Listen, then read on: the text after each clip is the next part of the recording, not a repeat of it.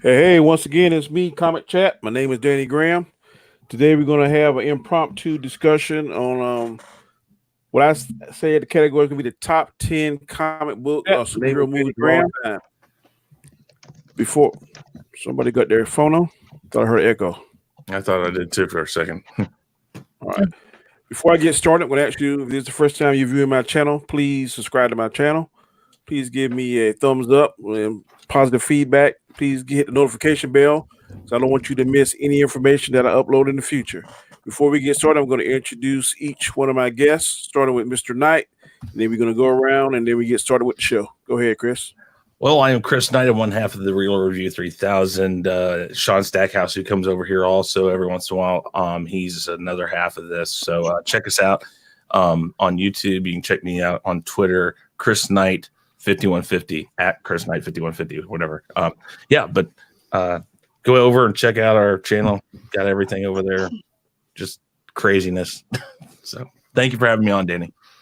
Not a problem. Next, go ahead, Mama Bear. Hey, Mads Mama Bear here. You can find me at Mads Mama Bear, both on Twitter and on YouTube. I do a lot of stuff. I do a lot of various stuff, but most of my stuff is cooking channel. Trying to do nerdy food type things. Okay. All right, Mr. Chad, you're up next. Go ahead. All right, how you doing? I am the Chad, and you can find me most often on my S-Mule channel, dropping some tunes. That's under the Spoony Bard. Okay. And last but not least, Mr. R's Board. I hope I pronounced that correctly. Yep, Ord's Board. Yeah, I'm Ord's, everybody. You can find me on YouTube. That's Ord's Board. I am bored. I do some comic news, very little comic news. I want to do more, but trailer reactions, pop culture news is kind of a focus of my channel. So if you guys, have a hard time keeping up with the news, let me do it for you. So come check me out. I'm also on Twitter. Just that's at Ord's Board on Twitter. Come check me out, guys. Thanks for having me. Not a problem. Okay, the topic of the day. I was looking at another YouTuber and he had something different, but one of his possible discussions was what was the best or what, in my opinion, most favorite top 10 comic book movies of all time. I said that would be pretty good. So I invited a few people, run it through DM, and we're able to get this nice panel I got here in front of me to join me.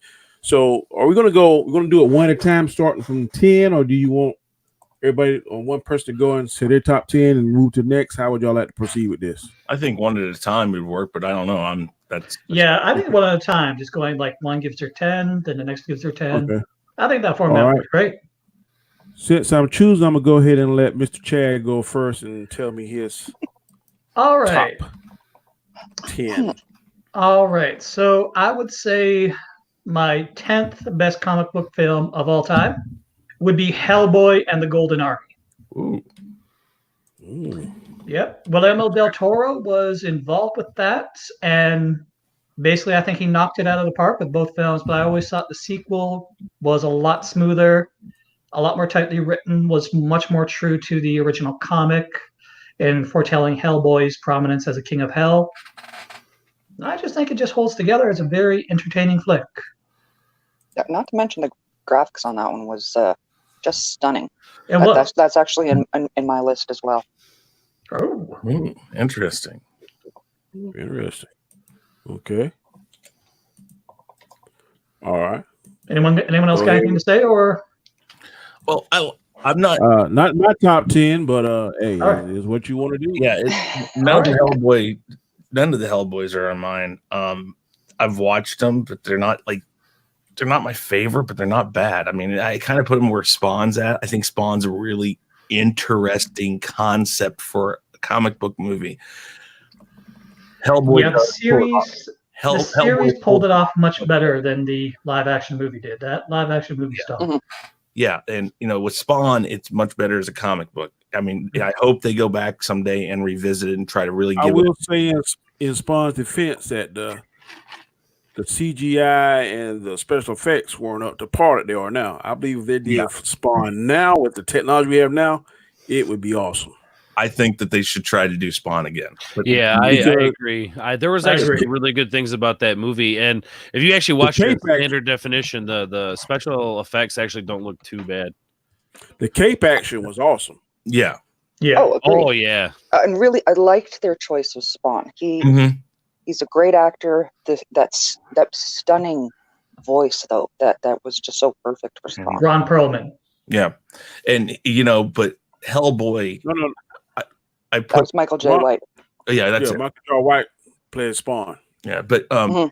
Hellboy and Spawn I put in the same. Of course, they're very similar in the idea behind them, but Hellboy pulls it much better off, and that's probably because of where we're at with graphics and things like that. It's easier to show that story with the graphics. But I think Spawn was a really ballsy movie to make when it did come out, and it didn't Yeah. fall flat. It just fell short of what they were really going for. So. It didn't follow through with its vision. It had a very dark concept, which was very true to the comics, but it didn't. But in between, it tried to be a '90s cheesy comedy. It tried to be too '90s comic book ish, and not true enough to the source material. Yeah. The only thing was Clown. I'm funny trying to about it was the remember his name. clown. Yeah, that was the off. John Leguizamo. Yeah. Yes. yeah. I love Johnny Leguizamo as the violator. I think he fit that part. He overplayed it. Yeah, but I think it was designed to be overplayed, overplayed. Yeah. And I mean, I'm not a big Leguizamo fan in a lot of things, but when he hits his mark, he hits it. Really I mean, look at the pest. I mean, that's over the top, but that's kind of that's his deal. I think. yeah, it is. It's when he's just one of those actors. Every once in a while, he falls into a role that really suits him, and I think that suited him really well. I don't disagree. I mean, yeah, he played the heck out of that role, but it's just the character itself was just so jarring for the rest of the movie that it's not one that I go back to over and over again. Yeah. Like if I come across it on TV, I'll watch it. But I still have it on It's DVD. I mean, I bought Spawn on DVD because I liked it conceptually. Yeah, same here. I mean, like I said, it falls short of what it was supposed to be, but for what they had, what they could do. And I think it's funny we're talking about this, and it's not. I don't think it's in any of our top 10s, is it? No. No, it isn't. See, but I like the ability to go to that as a conversation. But go ahead, Danny. Sorry. Spawn and Venom remind me a little bit of each other. Yeah, they do. But I think Hellboy plays it off a lot better because it's not so dark. It's got funny moments in it. Spawn was just severely dark, constantly. Yeah. And it's really hard to watch that movie. I think So. And as someone that's read the entire Hellboy comic through to through, that comic is at its best when it finds a good balance between its dark and gothic material and the blue collar, I don't give an F nature of Hellboy. Yeah, indeed. Yeah, and that they really got really nice when it came to Hellboy. Got They Golden did. Army. Yeah. And just adding in, I'm drawing a blank on the guy's name, the one who did all of the monsters and stuff. Well, Guillermo Because I del know- Toro. That's it. His monsters were just beautiful. I mean Yeah. the plant giant got one of my favorite pieces in that whole movie. Yeah. The thing with Guillermo del Toro is that he's one of those directors that is an actual honest to God geek. Mhm. Like when he did Pacific Rim, he wanted to sweat the details on everything. Mm-hmm. And I think that's why the first Pacific Rim holds up and the second didn't. Indeed, that's for sure. Yeah. All right, let's go ahead and jump to movie number 9 for you, Mr. Chad. All right. Movie number 9 may surprise you. It's going to be Batman 1989. Oh, Nice. Holy moly. no! You see, I like that. I like that move there. Yep. Basically, I think it was the right Batman film at the right time. Yeah. Mhm. kind of darkness of the comics, it still managed to have a good satirical edge to it. The score was godly. Michael Keaton, I think, surprised everyone with his portrayal. I Of course, we all remember know he had a stuntman for the fight scenes, but still. I remember when they casted him, the first thing everybody said is he's a comedic actor. He can't do Yeah. that. Because Yeah, I didn't think he'd be able to do it. they were He saying showed- this is going to be in line with the comics, and everybody, when they heard him, they're like, that sounds like you're just trying to redo the 60s again. Yep. And you're Yeah. campy. and he knocked it out of the park. I mean, I think everyone in the cast knocked it out of the park. The director, Prince on the soundtrack. I think it was Danny Elfman that did the orchestral score. Correct me if I'm wrong. Yes. that was Danny Elfman. I think that was the first venture into it, and him and Tim Burton were really big friends. Yeah. And he'd been doing Oingo Boingo, and I think Tim Burton and him worked on a video together. And they were talking. What? Go ahead. Go ahead. Say they were talking about, this movie, and Elfman said, "Hey, I like doing stuff like that. Maybe I can do the score for you." And that's how it got like that. And literally, as soon as that movie went where it went, Elfman's like, "Hell, I can make money off of this," and stopped Oingo Boingo, just done. And and he's gone and done a few live acts with them again with his other guys from that band, but he's still fully invested into doing the soundtrack stuff. So it's an amazing thing that movie did for his career. Yeah. I think the movie was just a stat it's easy to sell it short if you look at it now. But at that time and moment, it was a revelation. Well, it's in my top 10 for sure, but you'll Yeah. see where. So Well, two things Yeah, it that was- drove people to the theater was the fact that Jack Nicholson played the Joker, mhm. and the fact that Prince was on did a lot of the music for it. He did, yeah. Yes. So I think Well, he had a whole album that he did for it, and his music is in the art museum. His music is in the parade. His music is the love theme. Yeah. It's literally everything. But what's funny is it's so intricately woven into that movie with Elfman's sound or with his score that you don't really know that it's Prince in it. It's like you'll hear it in the background of in the crowd scenes. So somebody has a boom box and you hear, "I see the future and it will be." That's in the background in the crowd, and you don't really notice it's him, but it's his song. And so the way they did the sound in that movie for the score and Prince's music and weaving it together in the organics of that movie was amazing. It was. I think what saved it was Jack Nicholson. Jack Nicholson to me stole the scene. Oh yeah. So Yeah. Can't go wrong with that. No. I mean, he's still one of the top Batman. Michael Keaton's still one of the top Batman. I But think Jack Nicholson's Joker is iconic. It is. It's just as iconic as Mark Hamill. Yeah. If I got a name, Michael Keaton's my third favorite Batman. I don't know. I'll get to that. Okay. Okay, let's jump to number 8 there, Chad. All right. Here comes the Men in Black. Men in Black. Oh my The Planetary Defender. I thought about that. That's just one of those Okay, top 10. Yes. I mean, is that a superhero movie or a sci-fi? It is. was a comic book It is movie the first. comic It was a movie, comic book first. Oh my Okay. god. We're doing Yeah. superhero comic books, so it's either or. But Okay. that's good. That's a good one. I mean, Yep. That was another movie that kind of really changed up the comic book genre. It came out in the same year as Spawn, but where Spawn couldn't nail the balance, Men in Black just drove it home with being a good science fiction film, Yeah. a good drama, and a good comedy. I love that movie. it was playful enough where it had to be, and it was real enough where it needed to be, and it was Exactly. and really that's kind of how the comic book was too. It was all kind of tongue in cheek, but it was serious enough too. And the TV series that came out, the animated TV series that came out after that was just glorious. Yeah, I think it was good too. Yeah. Just that's really all I gotta say. I mean, Tommy Lee Jones, Will Smith, they were They were golden. They were beautiful playing off each other. Yeah. Like the Men in Black, they're not in my top 10, but they're ones I'll go back to. Yeah. I honestly, for me, it would be number 2 would be a little bit higher over the first one. Okay. Interesting. That's mine. I mean, I love the scene with in the post office. Mm-hmm. That is funny. I admit, I'll even pull that Yeah. one up regularly on YouTube.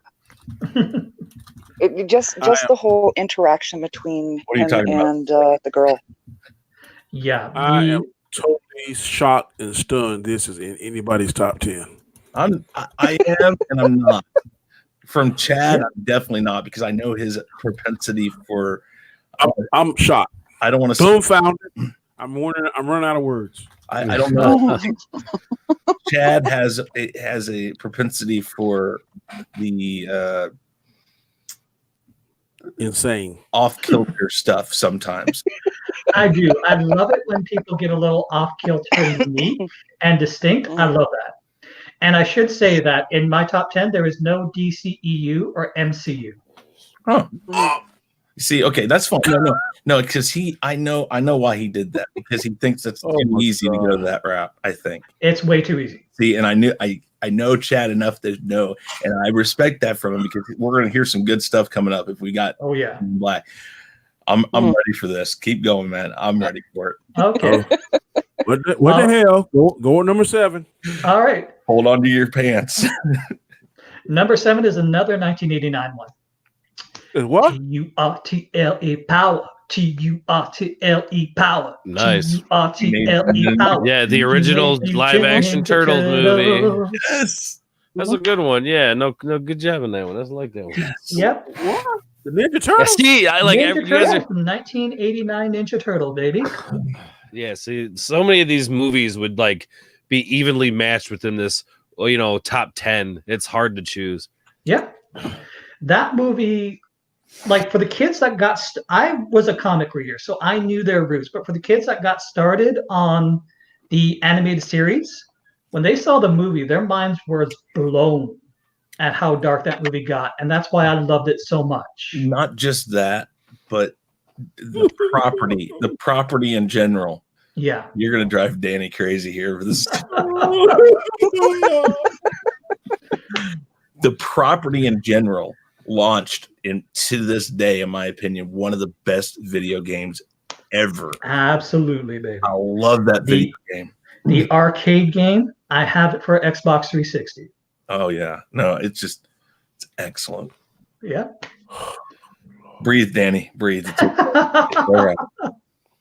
He's probably gonna have some reactions to some of my movies too. I think that movie, it does hold up so well when you go back to it. It does. It's still to this day.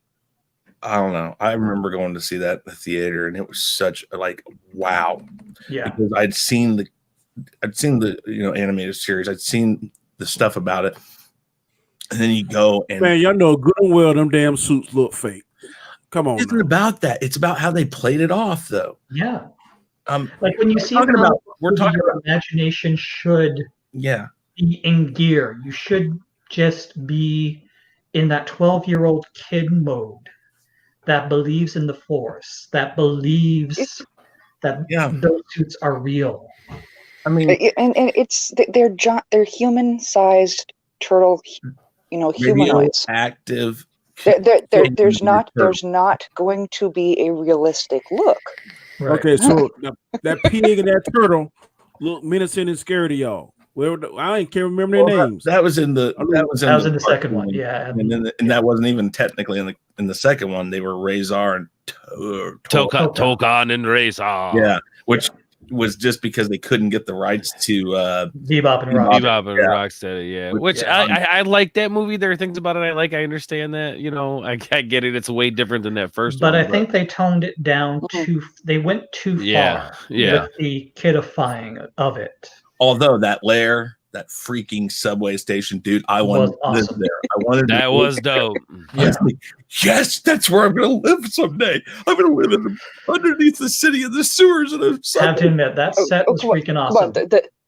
the nunchuck off fight in that movie though, between Michelangelo and the one guy from the Foot Clan member. That was great. I mean, like I said, there are little nuances about it. Like, even though it was more like too far kid, there were things in there that they threw in there that were still good and funny about it that still fit the characters. The personality of the characters were there. Yeah. Or even that nice subtle nod of like when, she's giving him a shoulder rub because they've been working hard. And I don't remember which turtle it was that walks in. It was Donatello. Donatello. Donatello. Yeah. Yeah. Donatello in, and he's like, they're like, oh, Michelangelo King. They hold up the oil and and he's like, turtle wax, and pulls up the turtle wax. Yeah. Oh yeah, April O'Neil in that movie too. Yeah. Oh yeah, did you not like even as a kid feel that tension between Casey Jones and her? Huh? Yeah. Oh, Dude, Yeah. Like you were all kind of confused when you were a kid. You're like, what? I wasn't confused. Wasn't confused. Yeah. But no. That's nice. Well, I mean, yeah. You guys, I don't know how old you guys are, but I was pretty little when that movie was out. I was about 12, 13 when that came out. Oh yeah, see, no, I was 86, so I was 5, 6, 5, 4. Yeah, it was 89. 89, I was 11. Yeah. Yeah, see, I was young. Yeah. Well, that's all right. It was fun. It was a great movie. Great movie. Danny's like sitting there going, I think he's the chat's loving it though. Memes of destruction is going, go ninja, go. I have to Come admit, on, number 6, I did man. have Come the on, soundtrack number for that. 6. Yes, Number I had 6. the soundtrack for both movies. Yep, I do too. Yeah. I have a soundtrack for most movies that are this genre. I have thousands of soundtracks. So yeah. What's your number 6? Number 6 is going to be another shocker. It is Shocker. Glad we're getting Chad out the way. The Mask. Thank you. Jim Hey, Carrey. that's a good cool. one. I like that.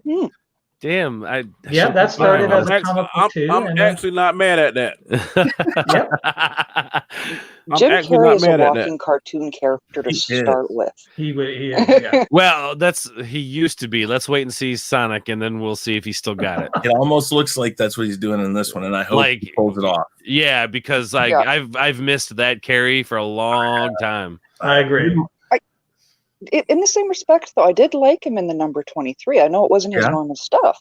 Well, but he did that so beautifully because that was coming from a raw place for him. Because he really is, one of those people that believe in the number 23. Well, not just that, but there's other movies out there that are obscure. Like I think he did like a Lifetime movie where he played an alcoholic father or something like that. Yeah, and that is crazy. If you watch that, you're like, is this the same guy? Because this is earlier in his career.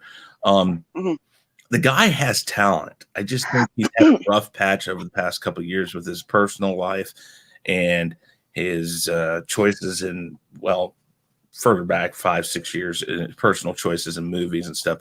And while it seems strange to say that Sonic the Hedgehog might be a comeback movie for him, it really could be because it's that style of Carrey that really suits him. Well, yeah, and with them actually, I was just real quick. I'd say with them taking the extra care to push that movie back to correct some of the things, it gives me a lot more faith in the Jim Carrey character going into this movie. Yeah, and I read in an interview at the time that because Jim Carrey had such a elastic face that he could do so many crazy expressions that he shoved a good 100,000 off the effects budget. Oh, nice. And I believe that. That doesn't surprise me. That doesn't either.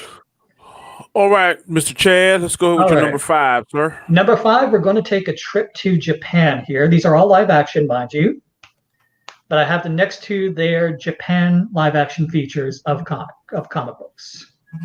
Number 5 is Lupin the Third. Ooh. Now, Danny, I don't know if you're familiar with that series. I know you're into anime. Never heard of it. But you've heard of Castle of Cagliostro?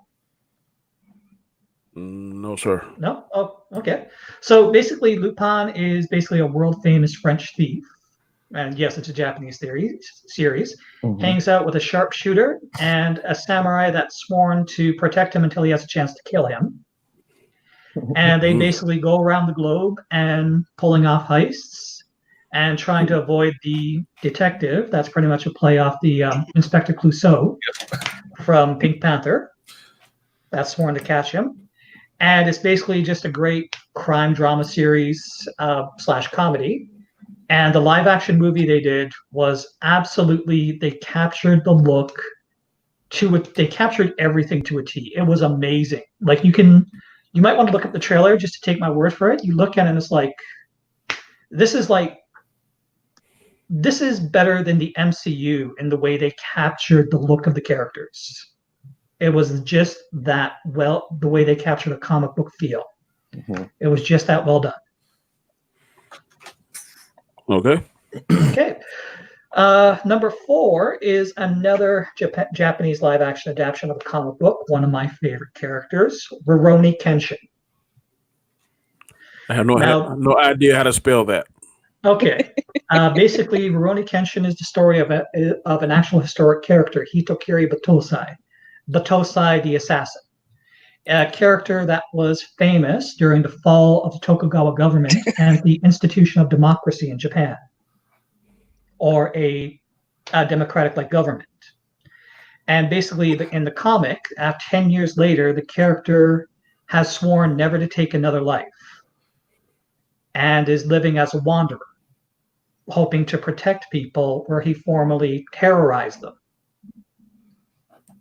And so, and the movie is basically about found family of orphans coming together, and of this character looking to make peace with his past. And there's a great story to this, in which basically, someone at Warner Brothers. Chad, I don't mean to interrupt you, but you mean to tell me this movie is better than Endgame, Infinity War, or Joker? Wait a minute. In my opinion, yes. This is his opinion. I mean, and this is my opinion. I'm just asking, just listen to the story. So basically, Warner Brothers walked up to the creator and said, "Hey, we are huge fans of this character. Here's a check. Write a number that tells us the budget you want, and you got the money to make it." Warner Brothers did that. They had that much faith in the property, in the creator, and his ability to put out a good movie. And it destroyed the first Hobbit movie when it opened in Japan and in Asia. It was that popular.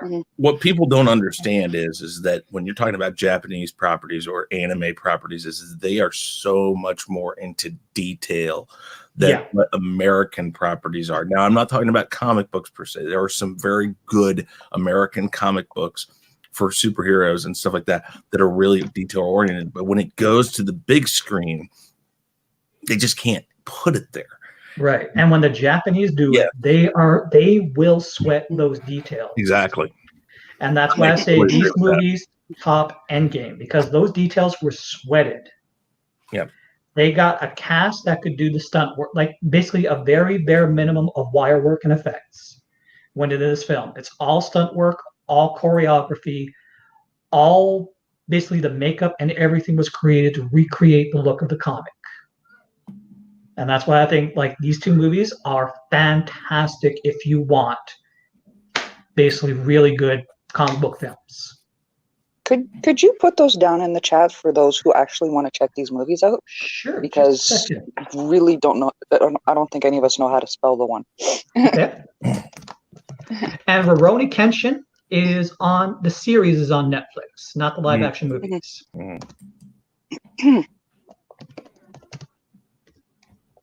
And the second is Lupin the Third. Yep. Okay, so the next we're going to bring in a little bit of an East meets West for number 3, Alita Battle Angel. Okay. I can hear Demogeny cheering from here. Yeah. That's one I have not seen yet. Oh, dude. Or you've got to see that. What number is that? 2? Number 3. That's your number 2, Chad? That's my number 3. Number 3. I love that movie. I went into that, and I think that the way that they blended the CGI with the live action was just amazing. I mean, every time you see them get a little ballsier with that mix between real and CGI, it's It's amazing. But that movie, the only thing I would say about that movie is it kept going. It needed to definitely find that endpoint. And I know it does eventually. It's just there are several endpoints there. And it's like, how many endpoints do I need? I think they could have held back on some of it and used some of that last part for the beginning of a sequel. But I know that they were going for all or nothing because there's no guarantee they'll get a sequel. Mm-hmm. I agree. And I think it was a ballsy move for them to stick to the comics when it came to the death of the love interest. Yeah. And how he ended. Mm-hmm. Didn't the main bad guy's the guy that's going to play the new Blade? No, that guy, he died near the end. No, that guy. He means that the actor that's going to play the new Blade? In the new movie Blade. Yeah. Is that the same guy? Yeah, that guy, he was the Mahershala Ali or something's his name? Yeah. No, he got killed off by Alita near the end. Yeah, but he's going to be the guy. He'll be the new Blade. Yeah, new Blade. Yeah. Yeah. Okay. Cool. Mm-hmm. Yeah. So yeah, that's my number 3. Anyone got anything to say on the movie or any other comments? I loved it. It's not in my top 10, but I haven't seen it yet. Yeah. Again, don't tell Dimash and I haven't seen it yet either. go watch it. Yeah. I will. It's on my list of get-tos. I'm surprised I'm one of the people in here who have seen that movie and the rest of you haven't. That's kind of surprising. Normally I'm the last one in the boatload, of going to these things. Sometimes I have to catch up on things as I go along. It's my mantra, I guess. But go ahead, Mr. Chad. The floor is yours, Bubba. Okay, number 2. Scott Pilgrim versus the World. I heard that was a good movie. It is. It's phenomenal. Really good. Mm-hmm. That movie again just nailed the look of the comics to a T. So much work went in there. The fight choreography was dynamite too. It's one of those that transitions well from the comic. There's not a lot of lapse between the comic and the movie. It's very seamless. Mm-hmm. Mm-hmm. Yep. So that was I love that movie so much, and it's a shame that it bombed. I think it's one of those things though that it's more of a cult favorite type thing. More of a geek movie than and I'm okay that it bombed because here's the thing.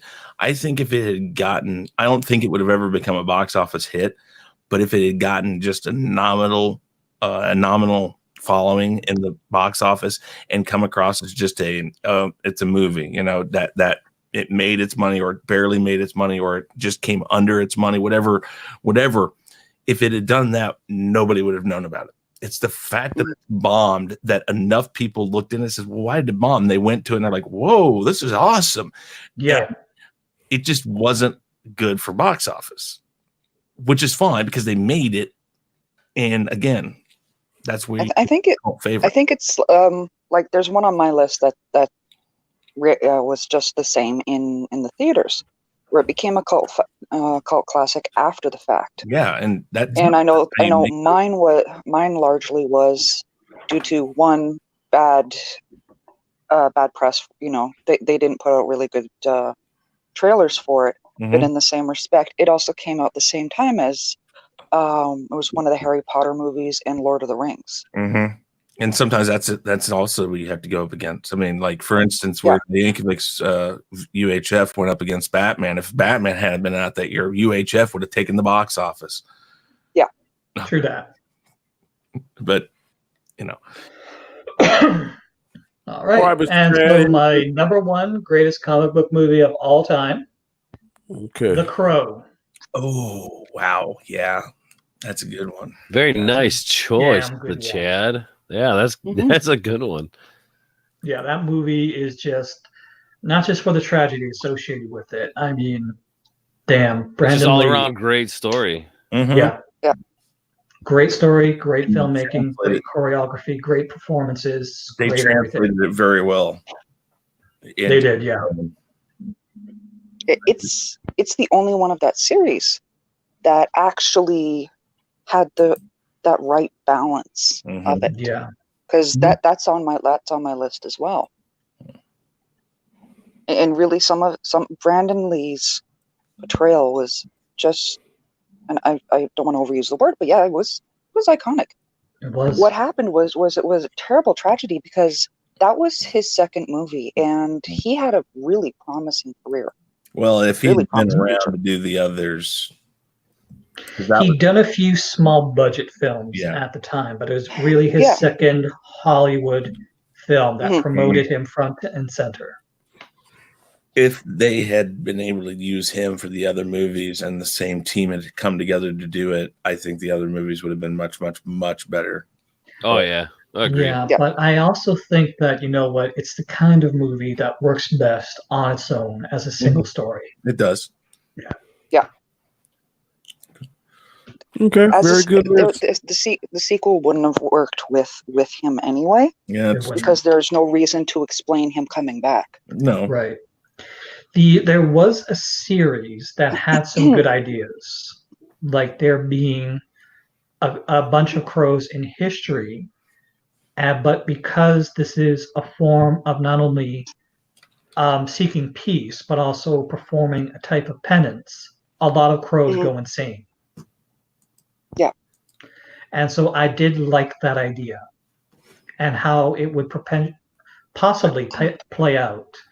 It was just too bad the series just didn't really hold that idea together enough to get a second or third season. Mhm. Okay, Chad, I give you an applause. Oh, Your thank you. top 10. Very good. Thinking out of the box. Very, very good. Oh, thank you. It's what I do. I know. Second And person, I think I'm you going. guys got my chats right for the name Yeah. of those two series. Perfect.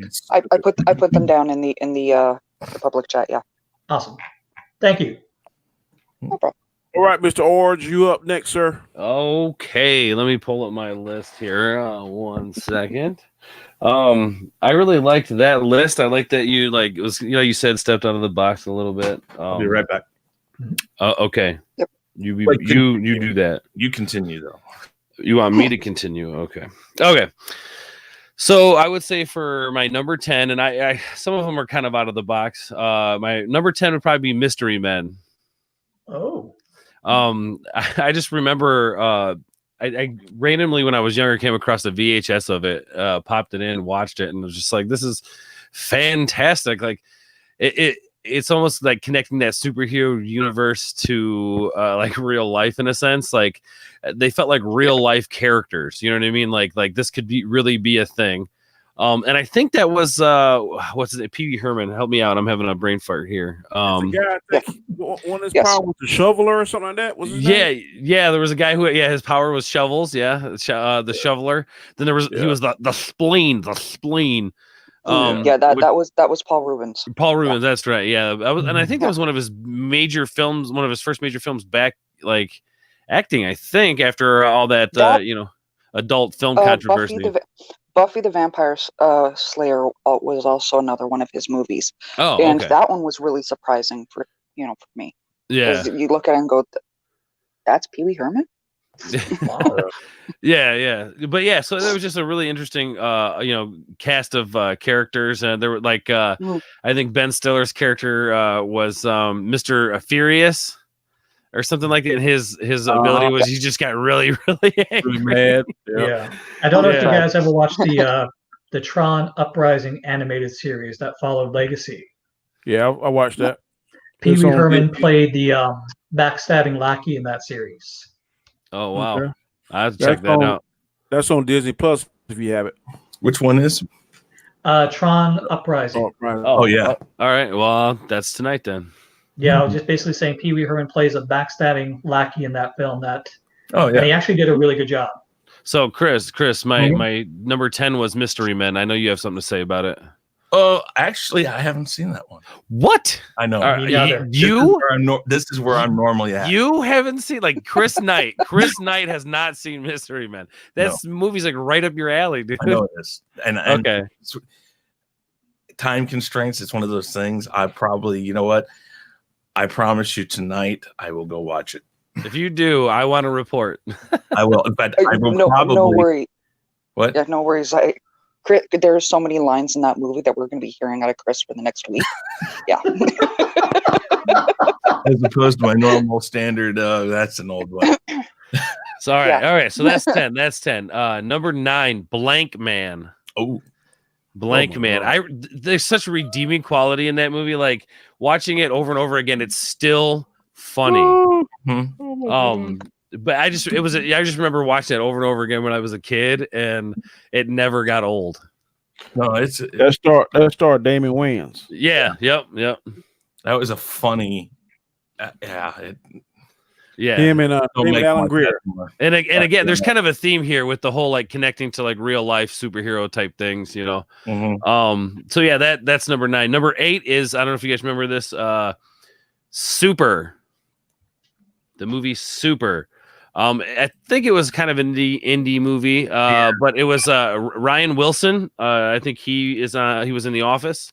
Ellen Page, Liv Tyler, Kevin Bacon, Nathan Fillion was in it. Michael Rooker was in it. Came out in 2010. But yeah, it was basically the Ryan Wilson's character was fed up with his life, and he basically created a superhero who walked around with like pipe wrenches, and he just like beat the shit out of people with pipe wrenches, and which makes for some really interesting comedic scenes in the movie. And then you have Ellen Page, who basically becomes his sidekick, and then falls in love with him, but she's like kind of young, so there's this really there's like some awkwardness behind it. I like movies that really kind of like make you think and take you to really awkward places and pull you out of your element. So yeah, Super. If you guys haven't seen that, check it out. It is really good. Just Google search like Super movie, and then you'll know what I'm talking about. Okay, that was 8. 7. Kind of going with the Chad. Batman Returns. I was old enough to understand. I mean, it was 89 that the first one came out, right? Yeah, 1989. Yeah, so Batman Returns was, I'm pretty sure, it was 92. Right. So I was 3. Right. So 92 comes around. The movie comes out. It's dark. The Penguin, man, he really makes you uncomfortable. And and as a kid, you remember that scene where they're in that room where they're working on his campaign, or the Penguin's campaign, and he bites that guy in his nose. Yeah. And then the fish, he's like eating the fish, and it's just this like he's just terrible mess. As a child you see that, and it's just this is awkward, but I loved it. Okay, so that is number 7. Number 6, Venom. Yes, here's the thing. I know a lot of people didn't like it, whatever. I loved it. I thought it was great. Tom Hardy being able to do the 2 voices, the 2 different personalities. To me, it was just a lot of fun to see that. And there were some really good, well acted scenes, like the one where he's having the breakdown in the restaurant, and he hops in the lobster tank and stuff. Like that stuff to me is that's brilliant. Where you can add that comedic with the dark and the fun, and just that relationship between him and Venom. It really does kind of remind us of like anti-hero, and him having like a sidekick as well. Not to mention the fact that movie does Venom some justice compared to how they handled it in Spider-Man 3. Yes. Oh God, don't even get me started on that one. I personally love Spider-Man 3, but I have promised myself no DCEU or even MCU related characters in my list. But I love Spider-Man 3 too, but I do have to say that Venom the movie handles that character with a lot more accuracy. I absolutely agree with that. Yep. Okay, so that's number 6. Number 5, and this one actually really surprised me when it came out, or after it came out. Doctor Strange. I like that one. I didn't go see it in theaters because it's like, I don't know, I don't know. It's a Doctor Strange movie. This is kind of like a one-off. I don't know. Yourself after that, didn't you? Because that's a theater movie. it came onto Netflix, and I was like, all right, whatever. All right, I'm gonna check it out. By the end of that movie, I was like, holy crap! Why didn't I go see this movie in the theaters? Why did I pass that up? It just blew my mind. The special effects were on point. The story flowed really well, and it was. I mean, I knew who Doctor Strange was, but it was more of an introduction to that character and things that I didn't know about that character, which really made me kind of get excited about that character. And now with that new one coming out, what is it? Madness of the Multiverse. Yeah, I can't wait for that. Mhm. That looks That's going to be awesome. super good, doesn't it? Oh, If you go on YouTube, they made a Doctor Strange live action movie in the 70s. Mhm. oh yeah. Yeah, they did. Yep. Okay. Well, But maybe that that was- one Now, on the I do list. want to One add of something the like this. to Sword this. for- Did anyone see the 2007 animated Doctor Strange movie? Yeah. Yeah. Yes. That one Is too. that good? Is that good? I Oh, thought yeah. it was fantastic. Okay. The one- Well, now I the got one two with Doctor Mor- Strange. But Mordok was the bad guy. I think so. No, it was Mordu. Yeah, that's it. Mordok. And I think one thing that film did 1,000 times better than the live action one is showing you how broken Doctor Strange was after the accident. Yeah. I mean, it's about a half-hour sequence, a third of the movie, Yeah. and basically it just shows him getting broken more and more as he tries to find healing for his condition. And he goes from a sweet corner penthouse in this top-tier condo to this little ghetto apartment that he can't even open because of his condition. Yeah. No, Yeah. you're right. That's a good point. Like, Yeah. again, the hero's journey, as it were. Mhm. Yeah, and when Wong finally comes, and Wong finally like steps in when he's about to kill himself because he just can't stand living like this anymore. They did a Yeah. good job though in the movie version. I think they did a really good job. And that's all about how much time do you spend on something like that, because the journey isn't so much of him breaking down. He does in that movie, and it's fairly quick. But it's how he gets past that. That's the hero's journey, and they spend a good amount of time on that. In fact, all the way through until near the end, it isn't till he realizes exactly what all of this teaching is about. Right. When he's Okay. talking All right. So we're moving on around 4 now, right? 4? Yep. Okay, 4. This one was tough because it like between 3 and 4 to slide, but I put this in 4 because we'll get into it. Anyway, 4 is Watchmen. So it's one of those movies that when you watch like what the director's cut or whatever, it's really long, but you never find yourself bored watching this movie. There's always something interesting to look at or something interesting going on in the scenes. The whole story of Dr. Manhattan, there really is like several stories going on at once. Yeah. And not to mention, I mean, we've got some of the best scenes, like prison scene where he yells out, he's like, I'm not locked in here with you, you're locked in here with me. Like, so brilliant. Warshak. Oh my visually god. stunning too. Oh my god, yeah. So visual. And that to me felt like a comic book too, like it came right out of the pages. And then there's the other Warshak scene where he's like was it men die, dogs get put down? Yeah. Yeah, that's what I'm talking about. Honestly, Rorschach was one of my favorite ones in that movie. Yeah. Oh, God. I mean, that was essentially the story of Warshak, with some other, little stories sprinkled in there, I think. But obviously, him, being the narrator and whatnot. But so Watchmen, man, loved it. All right. So number 3, Logan. I loved Logan. It was such a fresh take on superhero movies that you just have to give it up. That opening scene where he loses. Where he loses it, man. And then the end scene where he's doing everything he can, and you can see his weakness, but he's pushing. It feels so human at the end of that movie. Yeah, there's mutants, but it like Logan makes it feel so human that you can connect with it. And yeah. I'm a comic I book agree fan. with you Sorry, go 100%. ahead. What's I up? just said I agree with Oars 100% on that selection. And it's the fact that I'm a comic book fan that I couldn't even stand that movie so hard, simply because of, to me, Shingen is one of the top Wolverine villains of all time. And he got done so dirty in that movie. Who? I can see. Shingen, the his girlfriend's father. Yep. In the comic book, he beat talking about? Yeah, basically the crime lord father. You're talking about Logan? Yeah, in Logan.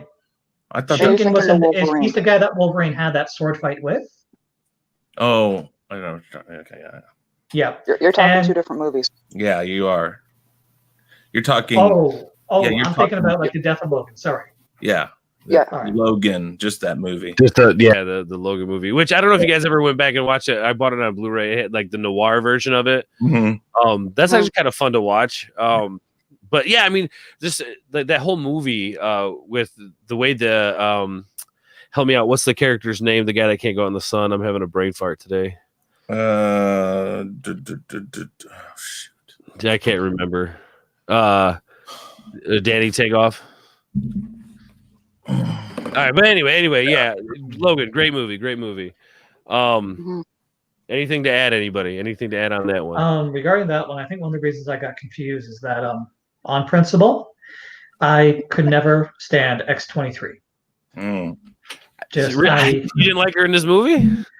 I didn't see it. I couldn't stand X-23 in the comics. I thought the fact they could never decide if she was the clone or his biological daughter. They kept retconning that, and I just thought she never really came into her own.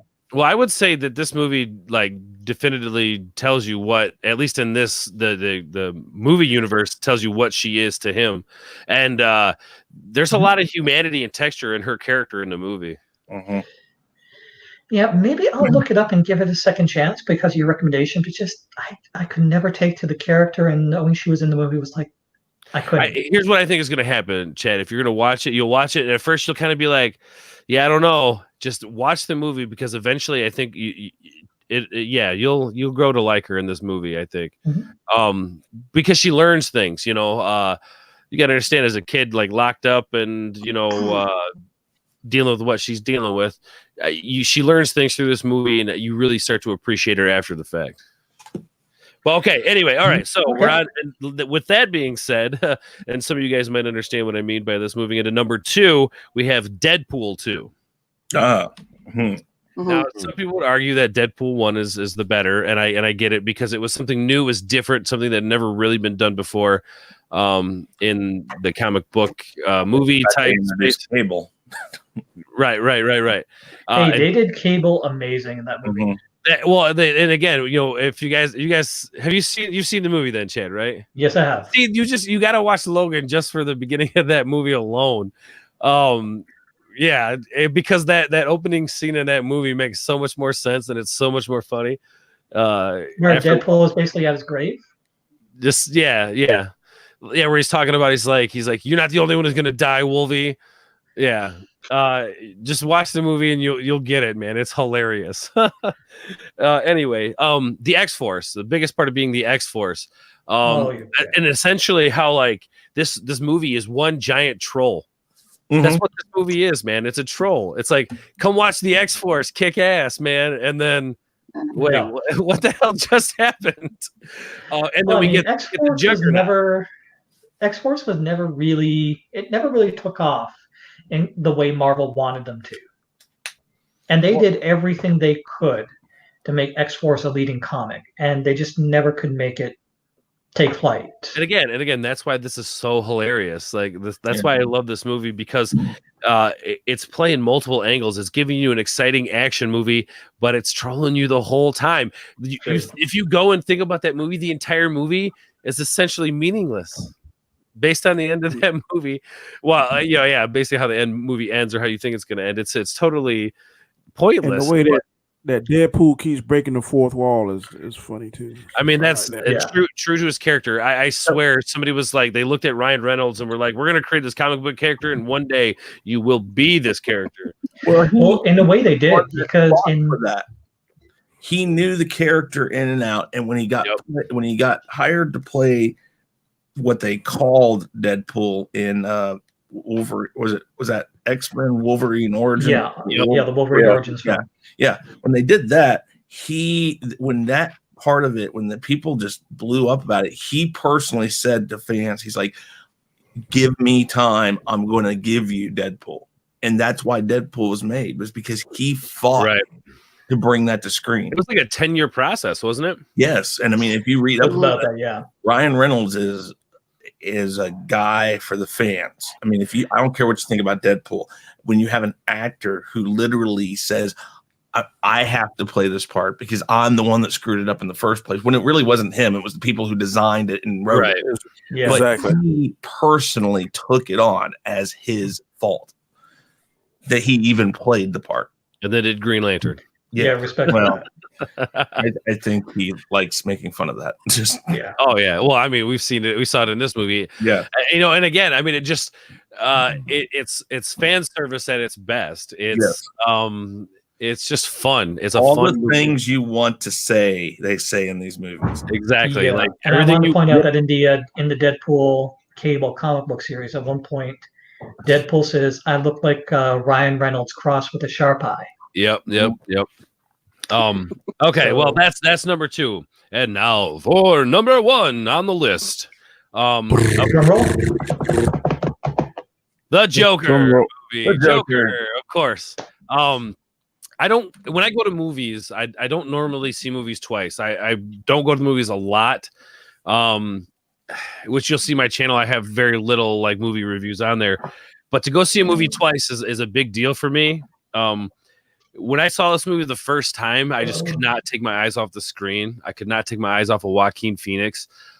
This movie made you wonder. It made you think. It made you a little uncomfortable at times. And that's what a good movie should be. It should make you think. It should challenge you. It should, you should question things. You're interacting with the movie in that way. So, yeah, I mean, maybe it's no surprise, but definitely the Joker movie. And yeah, there's number 1. Very good. All right. Very good list. I like that. Thank you, sir. Mama Bear, you're next. Good timing. Just trying to sort out the actual order. Okay, first of all, I'm going to put in an honorable mention for Black Panther. Just on it was a good movie. Just the pure research that they went into the various tribes alone was absolutely stunning for me. Step into the spotlight. All right. Mm-hmm. Hmm. I have no problem with that. Yeah. Very good. Very good honorable mention. Yeah. Like, I loved Killmonger. I mean, and all of the characters in there, but I mean, this is one I haven't had a chance to go back to over and over again. Yes, I know the floating joke. But Michael B. Jordan did make an excellent Killmonger. Yes. Number 10, we've this one's already been brought up for me as The Crow. Honestly, I had the soundtrack and I used to listen to it all the time. Yeah, we've like I said, we covered this one earlier. It's an excellent movie. It's classic. Yeah. It's one of those ones that you really, if you haven't seen it, you really should. For me, The bad guy in that. I can't think of his name. Brandon Lee. I'm trying to remember. No, the bad guy. I'm trying to remember because he's a local boy too. One of my high school friends, her dad was a friend of his. It was a movie that came out in that era where like Top dollar. What year did The Crow come out? 1994. 94. Mhm. What year did Blade come out? I think that was 97, 98. Okay. Blade was 98. Well, Yeah. there's this like in the early 90s, it seems like there's this like dark kind of movies like coming out of the 80s with like the Lost Boys and stuff, like people still filming movies in that kind of style, which I think the Crow is a good nod to that. Those, I love Lost Boys. yeah, Lost Boys is good. But it's almost that dark, gritty, vampiric kind of dark feel to it, Mhm. Yeah. All right, Mama Bear, go ahead with your number 9. Number 9. This is one that you're probably not going to like. Tales from the Crypt, Demon Knight. Ooh. Yeah. Oh wow, I love that series growing up. Yeah. those are good. Yeah. That was the one where Will Smith's wife had the vial of God's blood. Yeah, I remember that. No, that was where she got it. Yeah. Jada Pinkett Smith. Yeah. Oh, Billy Zane as the demon. I mean, that alone was just. Those were interesting movies. Yeah. And when I didn't like the other. I didn't like Schwarzenegger. the following one. I didn't like Bordello as much, but Demon Knight is one I go back to. Yeah, I like Bordello. I mean, yeah. Yeah. For obvious reasons. No, I know.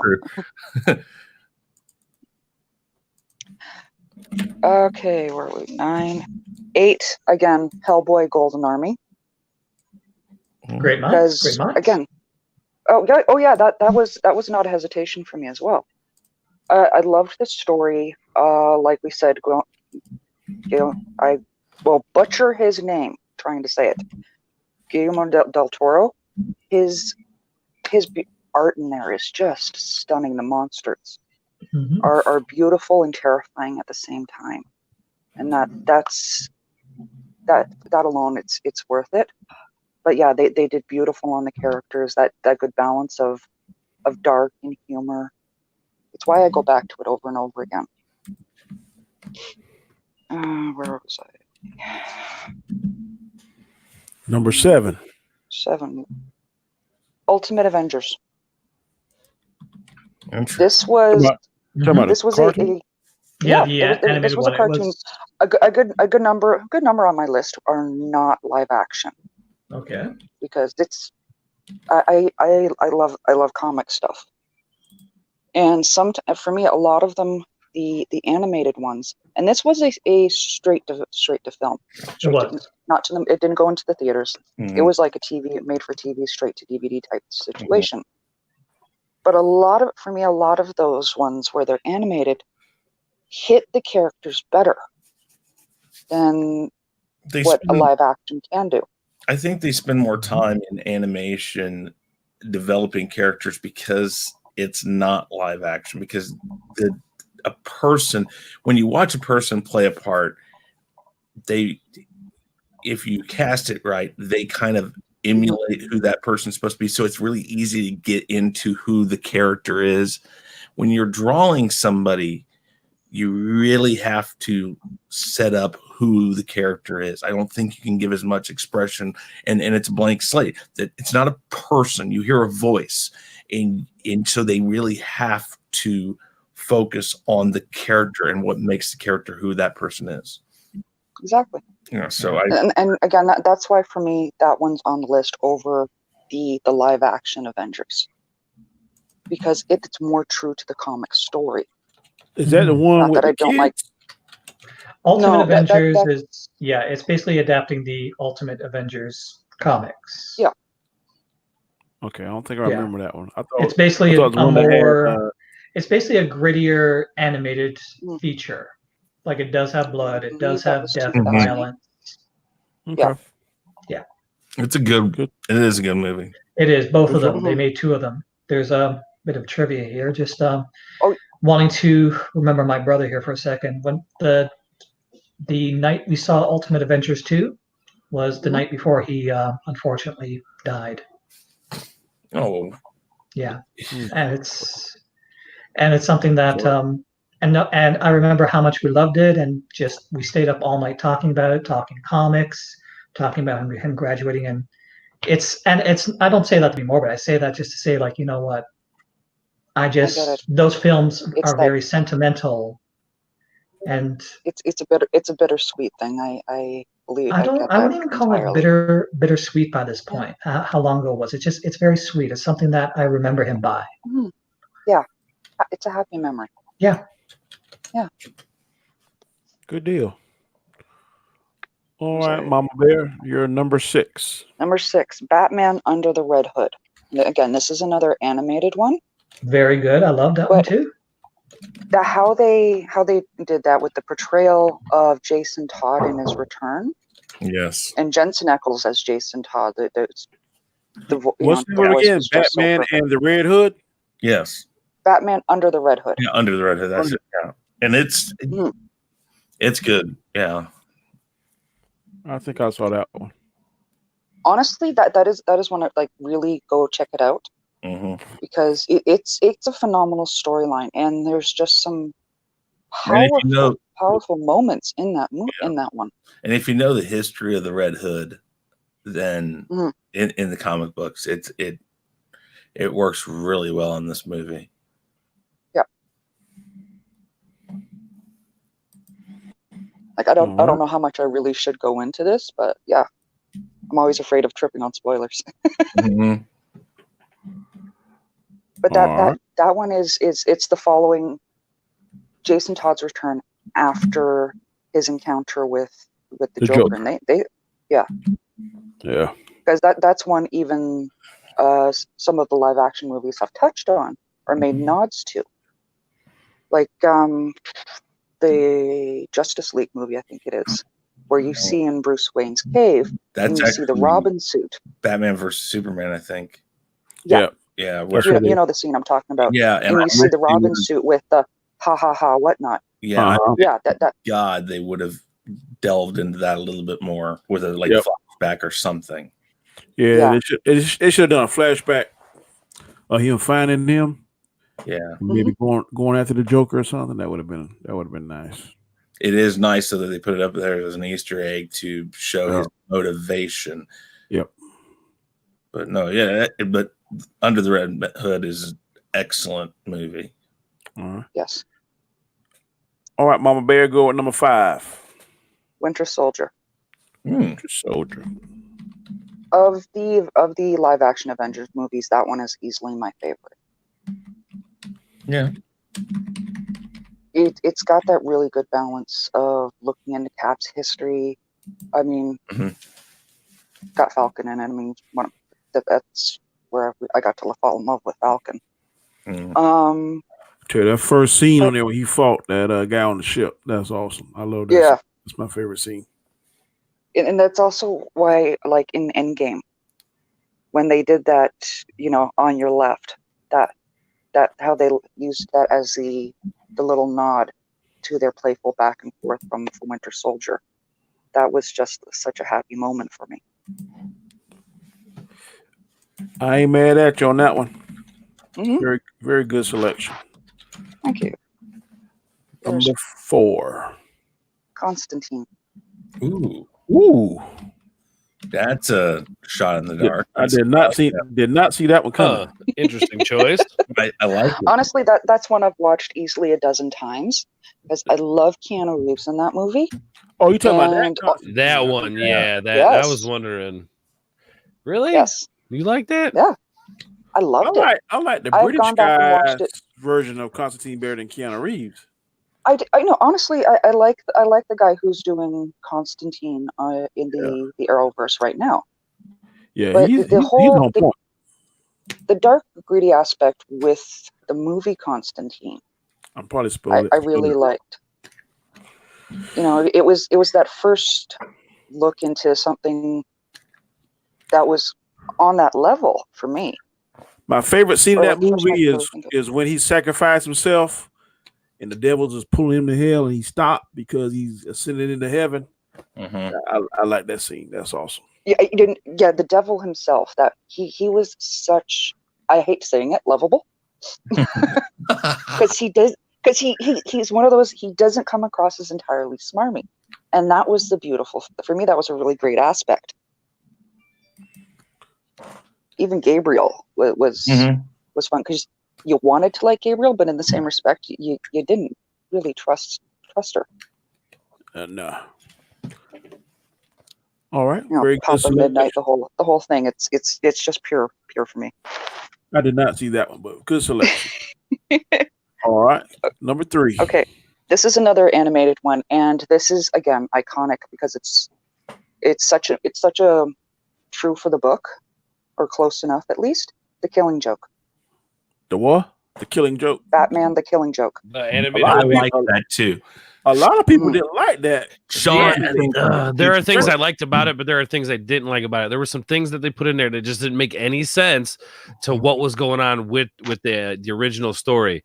My brother Mhm. did not like the end when he told that joke. Yeah. That pissed a lot of people off, and Batman Mhm. started laughing. Mhm. And and that's kind of true to form for me, because that's honestly the reason why it's in my top 3 That's cool. is the ending of it, because that was Batman crossing his own line. Mm. That was when he realized that there was never going to be an end. Yeah. Yeah. That makes There was sense. only one way to actually stop the Joker. Mhm. I liked that movie. I Mhm. think it's one of the better ones ever that they've done. But I- I understand I people who have problems with it. I hope this is not on your top 10, Mama Bear. But did any of y'all watch Batman Ninja? Yes. Yeah, I have. Oh, yeah. Oh, yeah. Batman Ninja. I love Yeah. that Got one, the too. steel book of that. Yeah. I love that one. All right, Mama Like I said, Bear. it was hard for me to narrow it down to what I did. Mhm. But okay, number 2, The League of Extraordinary Gentlemen. Ah, Now I know this one was not well received in the theaters, No. but again, that's because it was facing heavy competition at the time. But it became a really cult classic afterwards. And for me, this is one I've not only gone back to a number of times, like repeatedly, but there was also, I came across a reading challenge connected to it of the 14 classic novels that went into just the production of that movie. That the movie was based on the original comic series, but the whole series itself is just, taking these iconic, classic novel characters and making superhero teams out of them. It took me about 10 years to go through all of the books. Most of them I did in a year, actually. But yeah, that's why it's one I've always repeatedly gone back to. And you Even though pulled some out making me scratch my head. I ain't remember these in a while. Right? Yeah. I'm feeling kind of as bad about my list. as much as the characters are not true to the original books, I don't care. I love the visuals. I love the story. I mean, Jekyll and Hyde is just, he was so Yeah. perfect. Yeah, They- that was a good point of the movie, I think. That was fun to watch. They stole the show. Jekyll and Hyde. Yeah, watching him interact with himself was beautiful. Or the fight scene between Mina and, what's his name, Dorian. Yeah, I like that Dorian. was, yeah, The the vampire- whole fight scene vampire between lady? the two of them.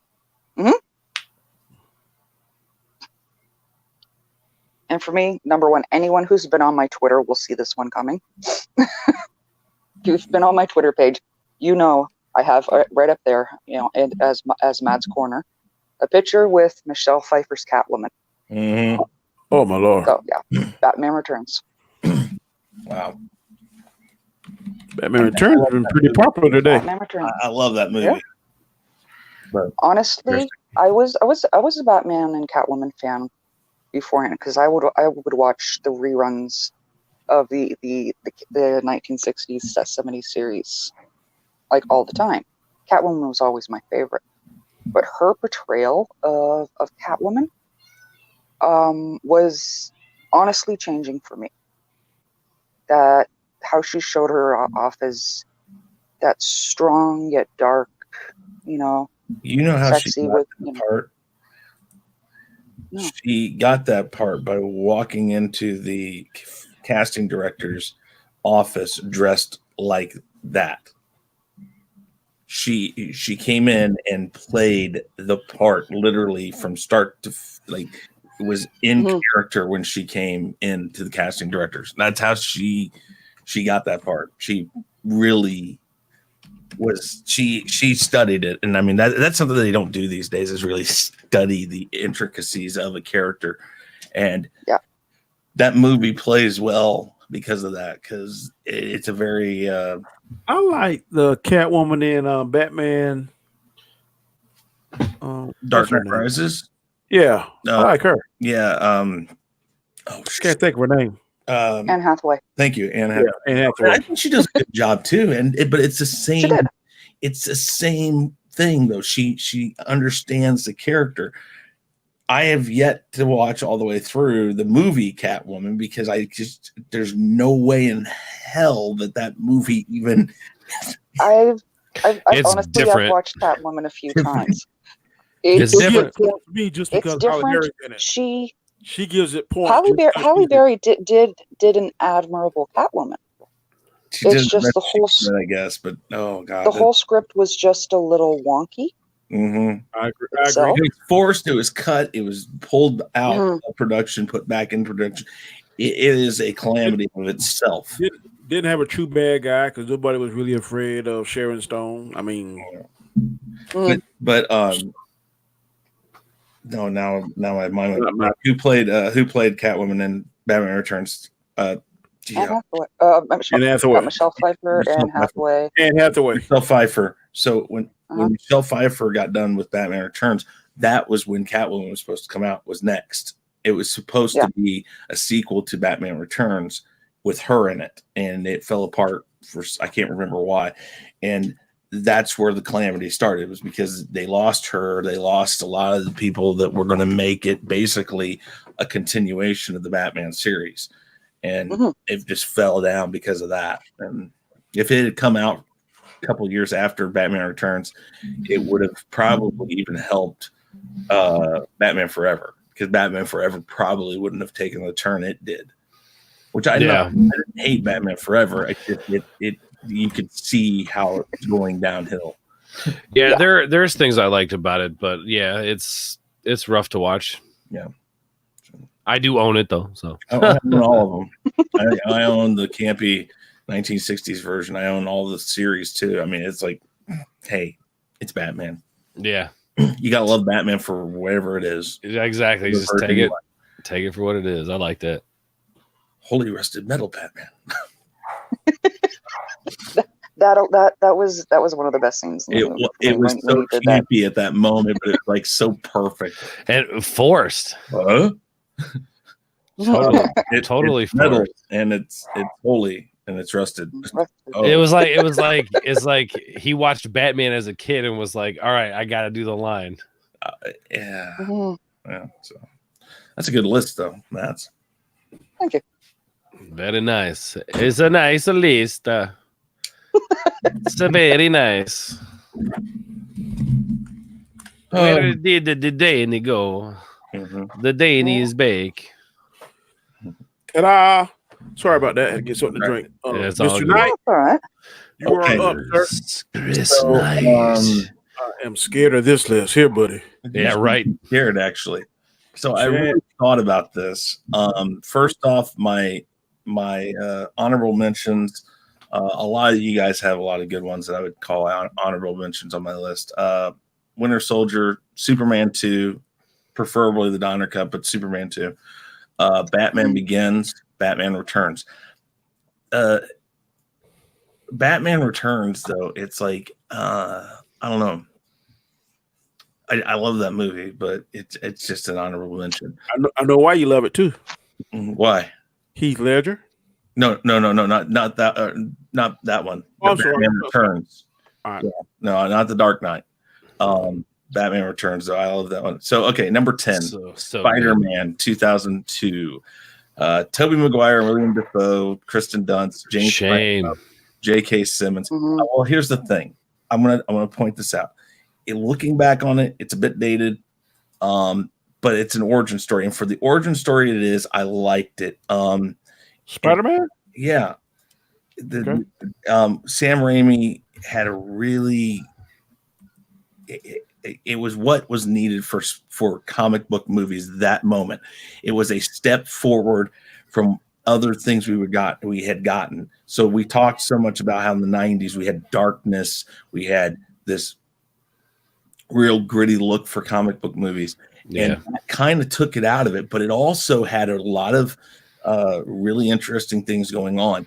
And you cannot downplay William Dafoe as a bad guy. The way he played it, he plays it very well. Yeah, he's good in pretty much every role he has.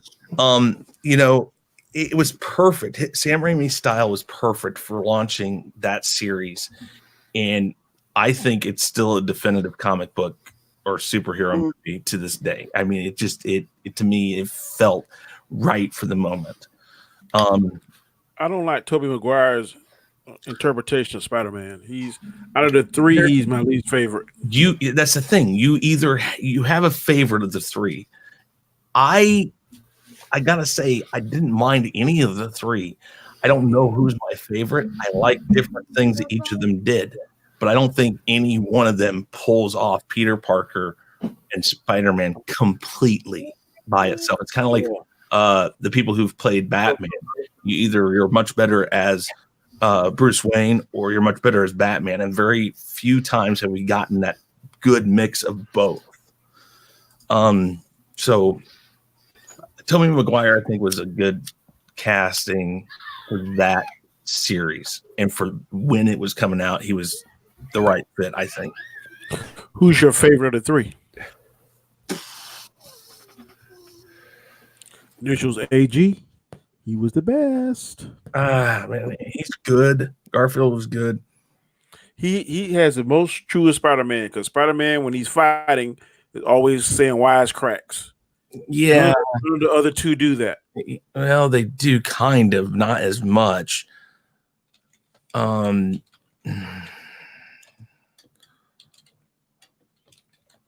if you could put a combination, like take Tom Holland's and Tobey Maguire's, put them together, that would be pretty much it. Yeah, I mean, I with like that Andrew Garfield quips. I really like Tom Holland, but I mean, I like Tobey Maguire. I don't know. Like I said, I don't have a favorite of the three. I like the different things each of them did. And I think that there's parts of each of them. I think if you combined all three of them and took bits and pieces of them and then shoved them together, Into the Spider-Verse, let's put it this way, Into the Spider-Verse is a great portrayal of how it should have been.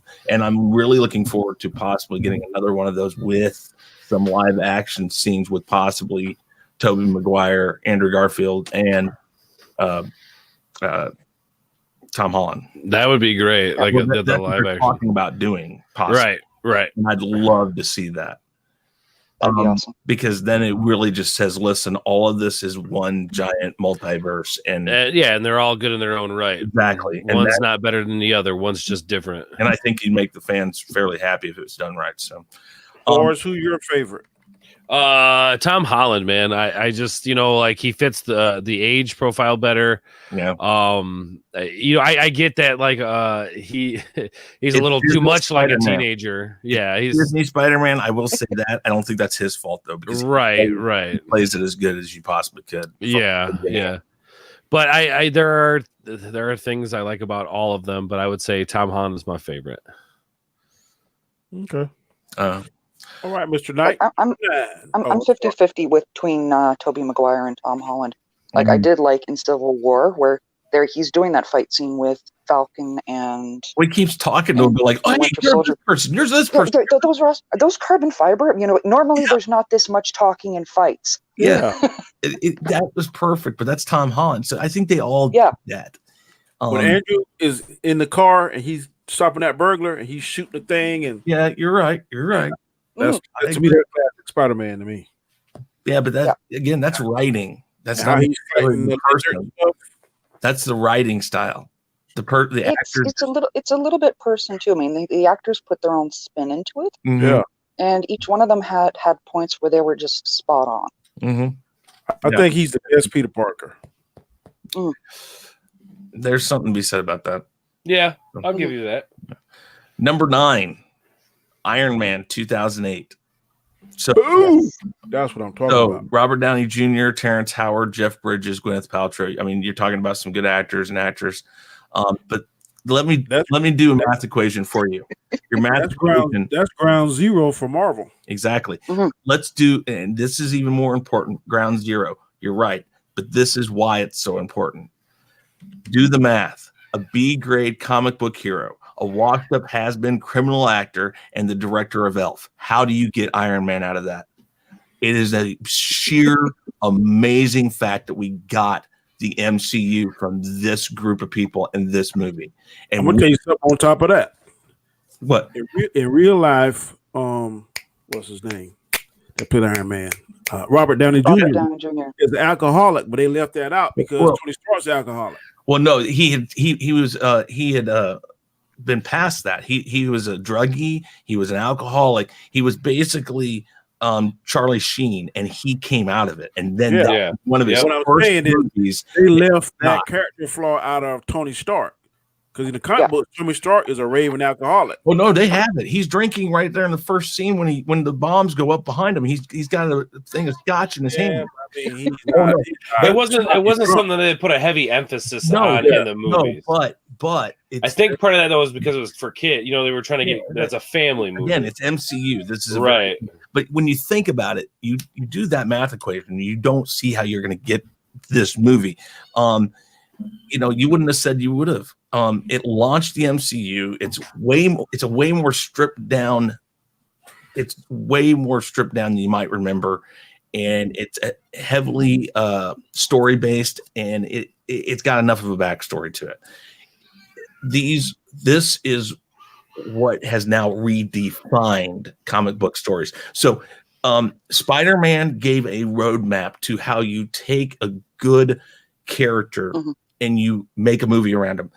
And as I go through my list, this is what I thought about. As I said, what did these do for the genre? Okay, so Spider-Man was flashy, fun, and visually stunning. Iron Man drops it back down closer to the 90s. It's a little grittier. It's a little darker, but it's not too dark. It's still flashy and fun. And then this one, though, the next one I have here is one that I think was really dark.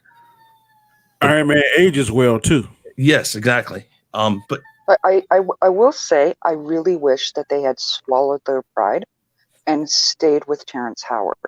Yeah, because I still prefer him as Rhodey over Don Cheadle. I think he would try and steal the scenes and stuff. Don Cheadle, he kind of knows his place. He knows his role. He fits in.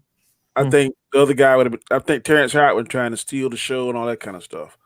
Like, don't get me wrong, I like Don Cheadle, but for me, Terrence Howard was a little bit better for Rhodey in my opinion. I kind of agree, but I understand what Danny's saying too. It is very much that I can't picture Tom Holland in the Iron Man in War Machine suit. I can't see that.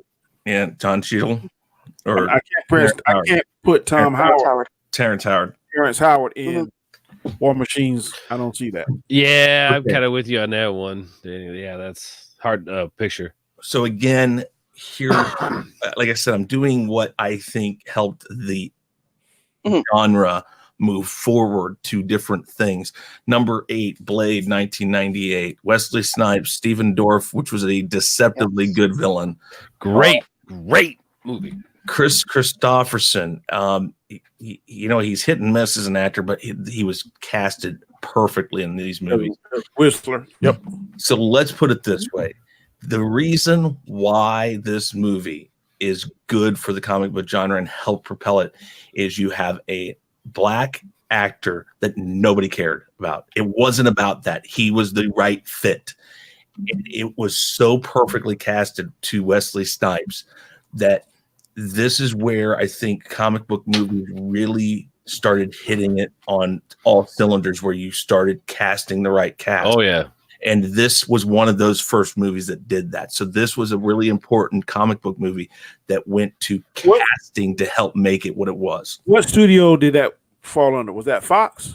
I think it's Fox, because I think the MCU is going to handle it from now on, the new ones. So it'll probably be like I've heard possibly in Phase 5. I think Blade 2 was better than Blade 1. Oh, I don't disagree, but I'm looking at what it did for the genre. Yeah, that's a good point. There aren't a ton of sequels in this. There is two sequels technically in my group, but they're not. I don't know. We'll get to that. Number 7, the one you guys might all laugh and go like, "You're stupid, you're crazy." The Incredibles, 2004. Oh my Lord! Craig T. Nelson. That's a fun movie. Jason Lee, Samuel L. Jackson, Brad Bird played Edna E. Mode. He's the director and a lot of the visionary behind the early Pixar movies. And it's so funny. He plays a woman in this. Now listen. Stop. Listen to me. He's laughing at him. Listen to me. Oh, I'm saying that's how Frozone was running. Yes, but because he was on ice. So listen, it's an all original idea. It's fresh and it was real. It had real issues in it. It was about falling short of being what people thought a superhero is supposed to be. And then finding out that it isn't about being a superhero. It's about being a person and a human that really matters. This is actually a really good movie when you look at what it did for comic book and superhero movies, because is it a comic book movie? Important. What is it? A comic book movie? It's a superhero movie. They're superheroes. What I'm saying is I'm saying for the genre, comic book or superhero movies, what this did was it said your characters, your superheroes, whatever, really need to have humility. I can't talk now. Humility. Thank you. And you have to make them not perfect. This goes back to that Mary Sue mentality. These guys weren't perfect. They had family problems. They were arguing all the time. They had to hide because that was just the rule in the movie. But I think it did really well. And the fact that it's an all original idea, I mean, I think it was great. Really, I do. So, I mean, that's a household favorite here too. Yeah. I haven't seen the second one, so I don't know if it's worth seeing. But second one's pretty good. Is it? Okay. It features more on the mama. Okay. Yeah, last year Halloween, my daughter wanted to go as Edna Mode, so I had to make the costume from scratch. Wow. Okay, I have to get my kid to work here soon, so we're gonna have to get through these pretty quick. Yeah. All right. Number 6, Mask of the Phantasm, 1993. Wow. Kevin Conroy, Talking obscure. Mark Hamill, Abe Vigoda, Dana Delaney, Bob Hastings. When you've got 2 voice actors that their first question is Kevin or is Mark on board, you've got a great team. Mark Hamill and Kevin Conroy ask that question every time if they're called. They're like, hey, is Mark on board or is Kevin on board? That tells you got something. Mark Hamill is probably one of the best people for Joker ever. Oh, agreed. Agreed. And yeah. The black guy, I can't think of his name, that plays the Joker. He's not bad either. No, but used to play on Denny Crane. What's his name? So my point on this is that this is quite possibly the best Batman movie ever, not just live action and not just animation. This is quite possibly the best one ever. Think it's better than The Killing Joke? I do, yeah. I like The Killing Joke, but I think this one's much better. And also the fact that it was one of the first ones they did, and it was soon after Batman Returns, I believe, and they were keeping that feel in it. It's really gritty, and I like it. Number 5, The Dark Knight, 2008. Christian Bale, I think he's one of the best Batmans. Michael Caine, one of the best Alfreds. Oh, Michael Caine is amazing. Heath Ledger, arguably one of the best Jokers. Gary Oldman, absolutely perfect casting with Gary Oldman. Aaron Eckhart, in my opinion, it's the best flat-out portrayal of Harvey Dent in film, period. I agree. Yes. I agree with you on that one. Yes. Not the best Batman, but definitely the best Joker. Well, I don't know about that. I think he's one of the best. I don't think he's the best. Number four, Logan, 2017. Hugh Jackman. What's up, baby? That's what's up. Hugh Jackman is the only person who can play Wolverine, flat out. I beg to differ. I don't. I mean, I just think he's the only one. Patrick Stewart's in it. It deals with real issues. It touches on real fears. It talks about mortality and real human emotion. And that's kind of the backdrop of everything else that's going on. And it's beautiful. I mean, I know it's not exactly how people want, but it's so off kilter from what you think of a comic book movie that I think that's what helped lead to these Elseworld movies we're talking about. I agree with you. So that was the first Elseworld type of movie, I think. in the world of the DCEU is what they call Elseworlds. Not so much in the Marvel universe. Number 3, Joker 2019, Joaquin Phoenix, Robert De Niro. What can you say about this movie? This movie is flat out awesome. The fact that they just kind of Great movie, man. They gloss over the fact that this is a villain for Batman. This is him. This is just Joker. This is him. And you don't care if Batman's not in this movie. They totally disregard that it has anything to do with that film series, and that's what makes it an Elseworld film. Well, I mean, not. I mean, Well, there's the end scene there. Yes, but the thing is, we don't know where that leads. And if they bring this up in the sequel, fine. But right now, you don't. That's not a point of this movie. It's not about that. And this movie has so many twists and turns in it. You're not really sure at least I'm not personally sure at the end where this actually is at.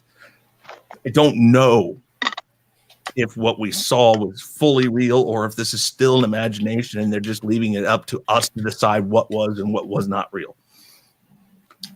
Number 2, Batman, 1989. Michael Keaton, Jack Nicholson, Kim Basinger, Jack Palance, Michael Gough. Again, perfect combination of cast, characters, all of this stuff. But this was the next step to making the comic book and superhero genre become what it is today. They helped propel it into a new world. The way they did this, the darkness, the more realistic belief of how the comic book was. Mm-hmm. Not exactly the comic book, but definitely darker than anybody had seen a comic book movie before. Because my number 1 is Superman. Come on, Chris. Superman, 1977. Richard Donner, Christopher Reeves. Richard Donner is, of course, the director. Mm-hmm. Christopher Reeves, Margot Kidder, Jackie Cooper, Marlon Brando, Gene Hackman. Why is this my number 1? Because it was what started it. You cannot have any of these movies we have today if you didn't get Christopher Reeves in that movie in 1977. You didn't have Gene Hackman as Lex Luthor. You would not have any of these movies if it wasn't for them doing that movie. I'll give you that point. And that's what I was looking at, is what did these do for the genre? And that launched it. We had a second one that was really good, I think. It could have been better when you watched the Donner cut. And then from there, Batman took over. And we've just continued to add and spice it up. But those 2 movies really gave you a foundation of what comic book movies should be. So with that Good list, man. I ain't mad at that list. With that said, I have to run and go take my kid to work. I will be back if you guys are still on. So I'm just gonna close my camera. I'm gonna shut my camera down to my avatar and mute myself, and I will try to be back really quick. Okay. You got it, buddy. All right. All right, people. I'm gonna do my list. I'm gonna try to be kind of quick. We've been on 1 hour and 38 minutes so far. Yes, sir. I got a couple honorable mentions. My first honorable mention is Man of Steel. Second honorable mention is Dark Knight, and this is one I didn't hear, but I liked it. The Phantom. So those are that's a good one. Yeah, I like that. Starring Billy Zane. Yeah, that was one of my favorites. I was a young lad. Okay, my number 10 is going to be X-Men: Days of Future Past. To me, I think this was the best X-Men out of all of them. Yeah, I enjoyed it the best. I like the look they had with the Sentinels and Magneto, how he was dead set on making sure that mutant kind was on top. At last end, of course, Charles was able to stop him because he was kind of off the beat path. Go ahead. Honestly, their Quicksilver was better than the Yes. MCU one. Yes. I agree. In fact, I look forward to the Quicksilver scenes, especially the one where he said everybody from the mansion was blowing up. I thought that was awesome. Yeah. So that's my number 10. Number 9, I'm trying to type it in. And it's looking all raggedy, but let me. My number 9 is Thor Ragnarok. Okay. I love Thor. That's a good one. It is. I like the first one, didn't care for the second one, but the way they did the comedic timing between him and the Hulk, I thought was real funny. The whole thing, it kind of reminded me of Planet Hulk or World War Hulk. Yeah, Planet yeah. Hulk, I think it was. So I really like that. I like the way that at the end he finally realized he didn't need the hammer, that he was the man, and kind of I like it when him and Loki are on the same team, even though it's for a short term and only at Loki's. That's going to benefit Loki, but I still like it when they team up. So Thor Ragnarok was is my number 9. That's a For great me, one. the original Thor was another honorable mention that I was going to mention. And again, just pure on visuals, story was really good. The visuals awesome. I think I can't think of the name, Taki Watiti. I think he did that, if I'm not mistaken. Yeah. The Rainbow Bridge is just, when you saw it in 3D, it was stunning. Yeah. I mean, you're right. Yeah, the visuals, the just the way they put that movie together, comedy wise. I mean, it was like you said. Whoa, okay, okay. That was weird. Yeah, there's 2 of them. They've multiplied. Oh no! Indeed, I Lord, did. Oh, no. Lord help us all. Yeah. Well, no, I'm just, on my phone, so I figured I'd be nice enough to listen in because it's really rude for me to leave and not hear his top 10 because this is his stream, so I wanted to hear it. So number 10 was Days of Future Past. Yeah, number 10 was Days of Future Past. My honorable mentions were Man of Steel, Dark Knight, and the Phantom. Okay, cool. Okay, now that I'm caught up, I I'm was just saying that, like, I was just saying that, like, you're right. Visually, the movie's amazing. The comedy all around, just a good, fun movie. Yep, I definitely like it. I'm very curious. I think Thor 4 is going to be along the same lines. At least I hope. So long as Hemsworth is in it, I'll be happy. He's of course you would, Mom. Yeah. Oh no! Yeah. Don't get me wrong. Yes, there's the eye candy factor, but he is an excellent Thor. He is. I'll give you that. And unfortunately, they screwed him out of a decent Endgame movie. No, I know. Yep, they did. My number 8 is Superman 2. So, Donner. Now, Superman 2, is it the Donner cut or? It's just the regular one that I've seen. I haven't seen the Donner cut. The Donner cut makes a lot more sense, honestly. But the second one in general is good, I think. Yeah, I like the Zod. I like how Lex Luthor found the Fortune of Solitude and trying to play both sides. I like the whole. I like it better than Superman 1. I did Superman 1. I hate the fact that when Lois died, he was able to go back in time and spin the Earth back around. I thought that was kind of beyond his power, but whatever. That's actually an excellent point, though, because Superman 2 showed how powerful and important a good villain really is. Mm-hmm. Yep. I mean, really, they've had a hard time finding a decent Zod after. Yeah. Yep. I agree. Well, here's the thing. If you don't like that part of Superman 1, then you might not like 2 because actually has him revert time back to and go back again in that because of the events that happen. Okay. I can check that Donner cut. What was that? I might need to check out the Donner cut then. I haven't seen that. My number 7 is the Dark. Go ahead. Okay. I'm just saying my number 7 is the Dark Knight. To me, I think Heath Ledger is the best Joker ever. I know people gonna say Joaquin Phoenix, but Joaquin Phoenix Joker is not the comic book Joker. Yeah, it's a different Joker. I think it's kind of silly to compare the two, to be honest with you. I think Joaquin is third. I think Heath is second. And the reason why I say Jack Nicholson's number 1 is because without that roadmap, again, a roadmap, Without that roadmap, you would not have gotten Heath Ledger's. You wouldn't have. Yeah, but Because he was a darker Jack Nicholson He was a and darker Joker. changed that up. What? Yes. He what? He was a darker Joker than Jack Nicholson was.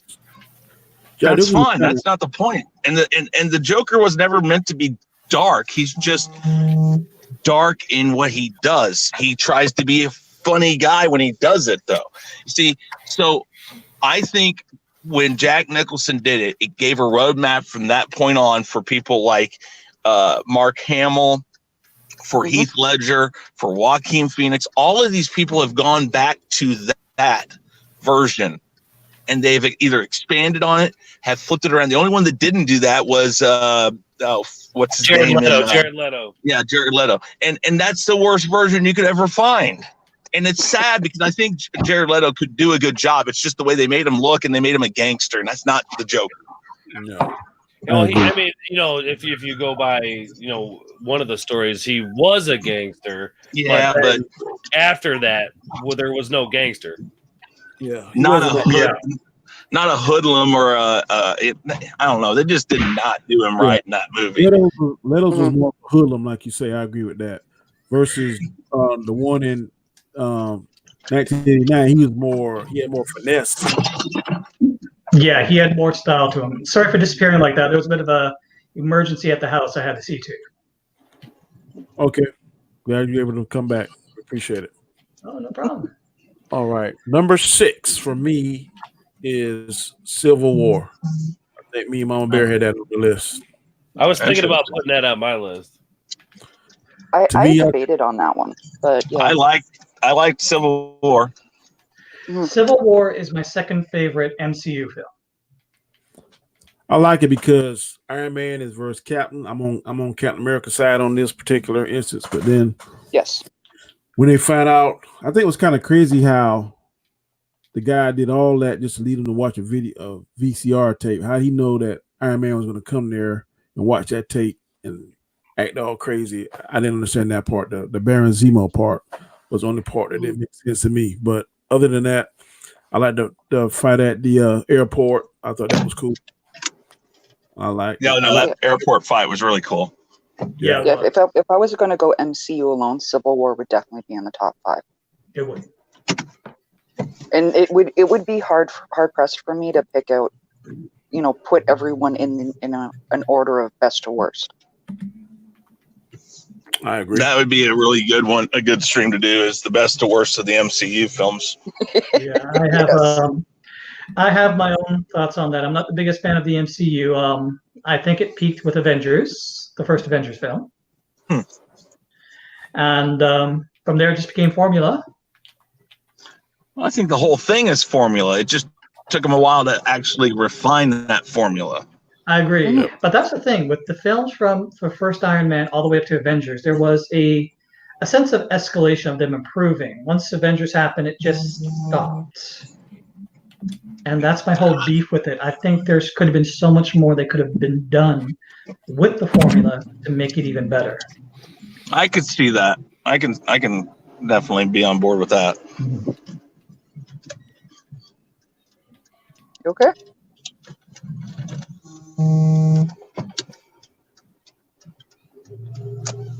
Danny? Danny, you there? Oh.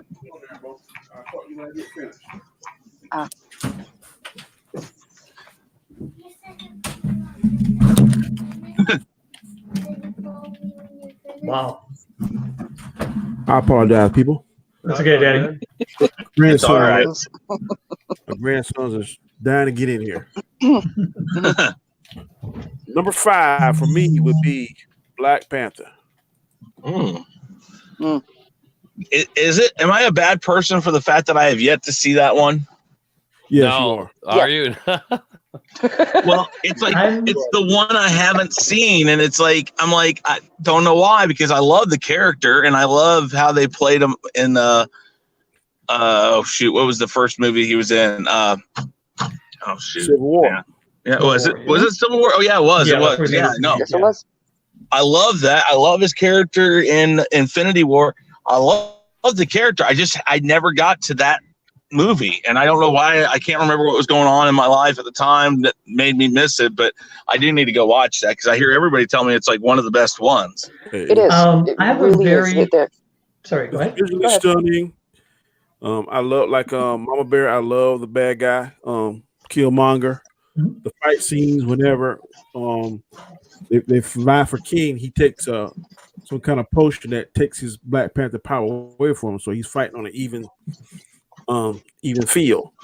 But I mean, Killmonger is the superior warrior when they're evil. But whenever they have the black herb in them, I forgot what they call it, black shaped herb, heart shaped herb, and that's when the Black Panther usually has the advantage. But it's outstanding. And for me, it's all the details in it too. Like you see with the different tribes, even Killmonger with his marks. That's a real honest thing. Yeah, that's called. They got the one with the giant lip disc. They pulled out from African culture to do that movie. Also, it shows that Tony Stark is not the smartest man on the planet. It's Black Panther. She is. Now, I have a very contrarian nature, as Chris has already mentioned. Mm-hmm. The quickest way to get me not to like something is to overhype it. And Black Panther just annoyed the hell out of me with its hype prior to its release, that when it finally got released, I couldn't bring myself to watch it. It was just, I just wanted everyone to shut up about this movie. To this day, I still haven't seen it. See, I get that. Avatar had that effect on me. Oh, yeah. It took me 2 or 3 years after Avatar to even watch it. And even then, I don't think I don't see what the big deal was about it. I think it was too long.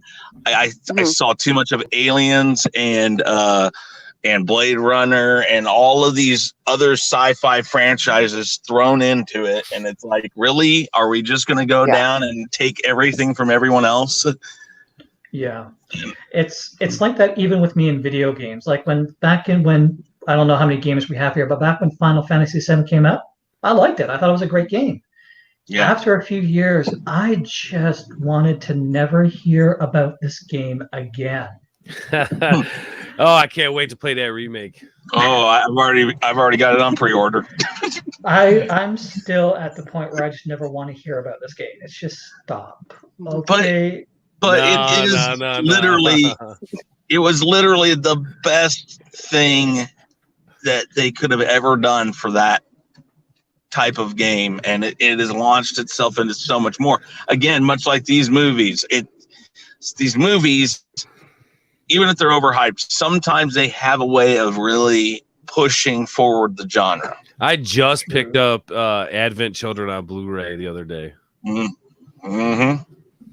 Okay, we're veering off topic, I'm a guys. Spirits Within person fan all the way. I love that movie. All right, Danny. All right, my number 4 is Logan.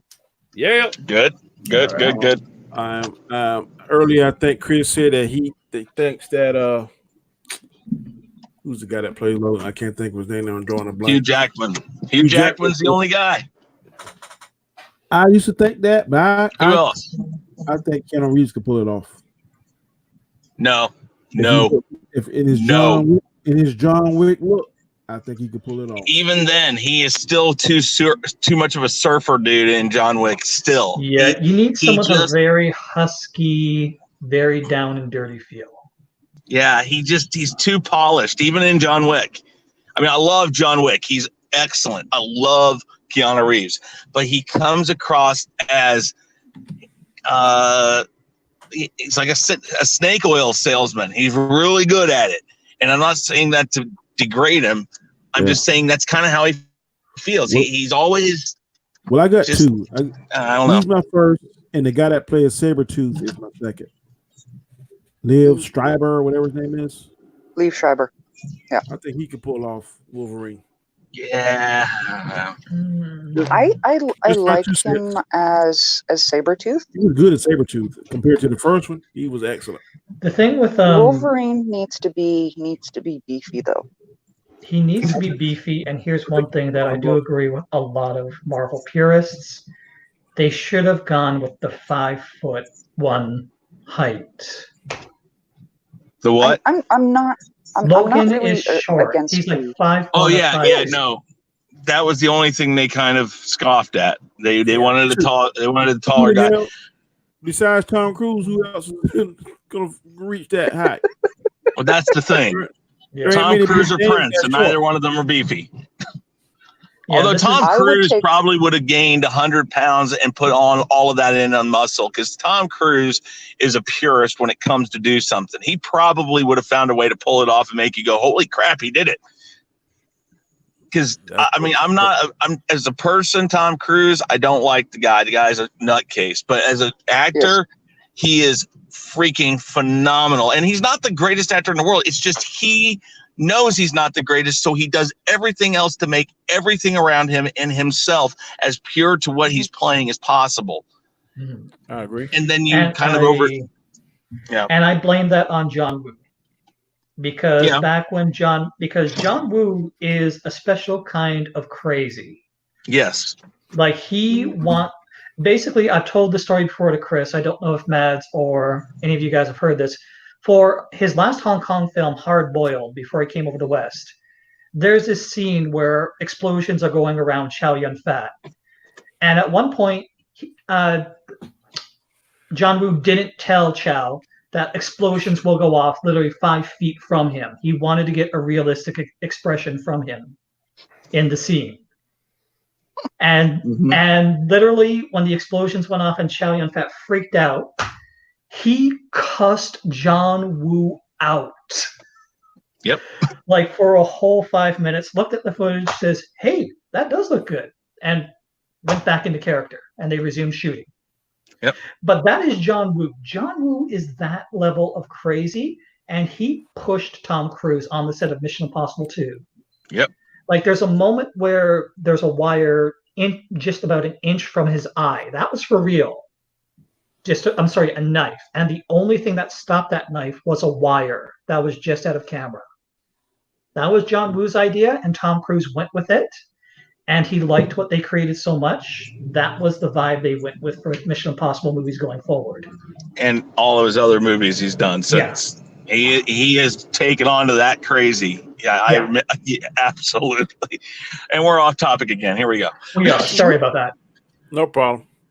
No, Number but 3. Oh, go ahead.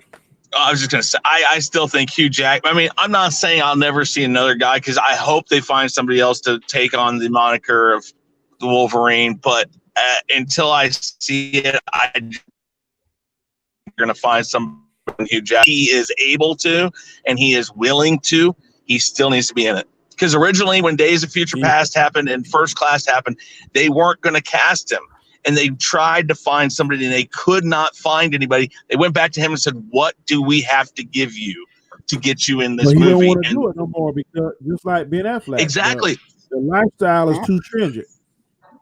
But he don't want to eat all that crazy stuff and work out 10 hours a day and all that kind of. I understand that. Do that. But if they couldn't find the guy then, that's my point. They found that perfect guy. I mean, I know other people can do their hair like that, but when you see him in real life, you can see that. I mean, I don't know. There's something about him. He is the embodiment of. I agree. Logan.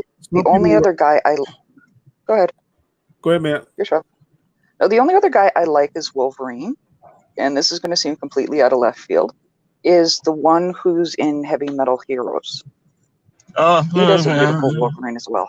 Yeah. The group. Ooh. He does a nice Wolverine.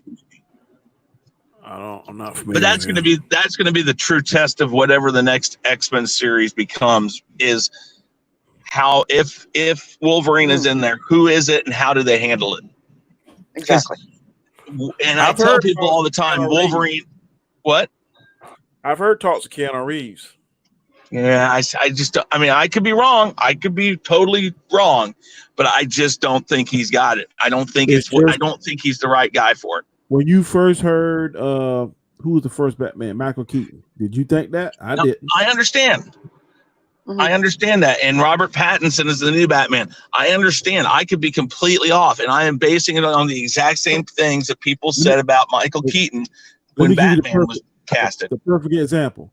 When people heard Ben Affleck was playing this last Batman, it was like, what the hell? But to me, he's the best Batman out of all of them. Yeah, I think he's one of the best. I think he was really, really good.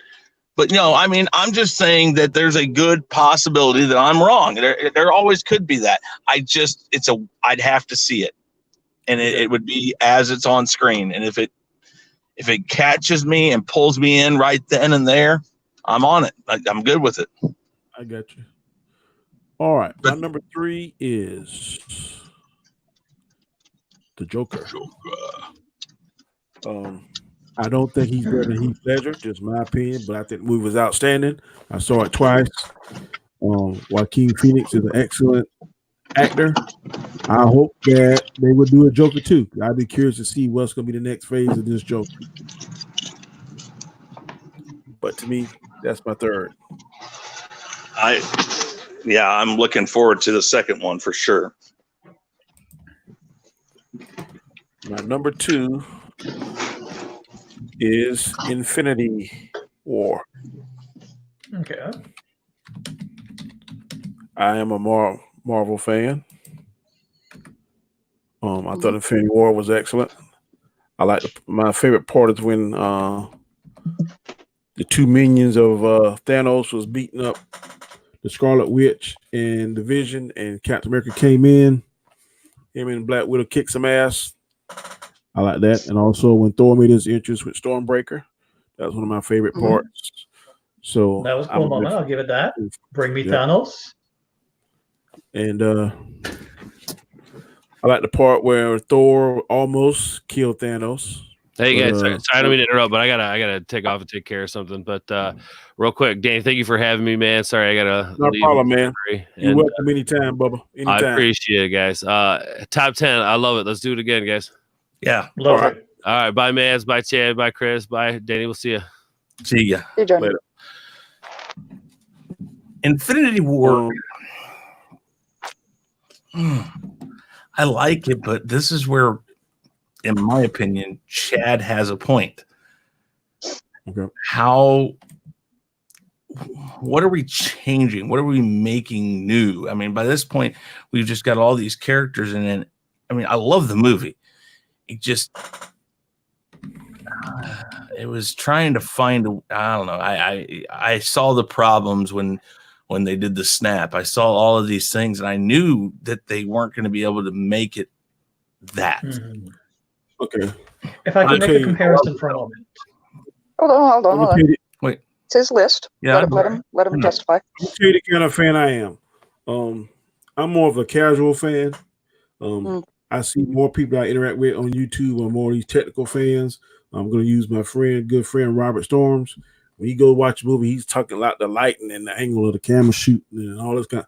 I don't look at all that. I look as is this movie worth my $10.50? Am I entertained? Yeah. When I go back, I used to go with my son or my best friend. Are we liking it? Are we on the same?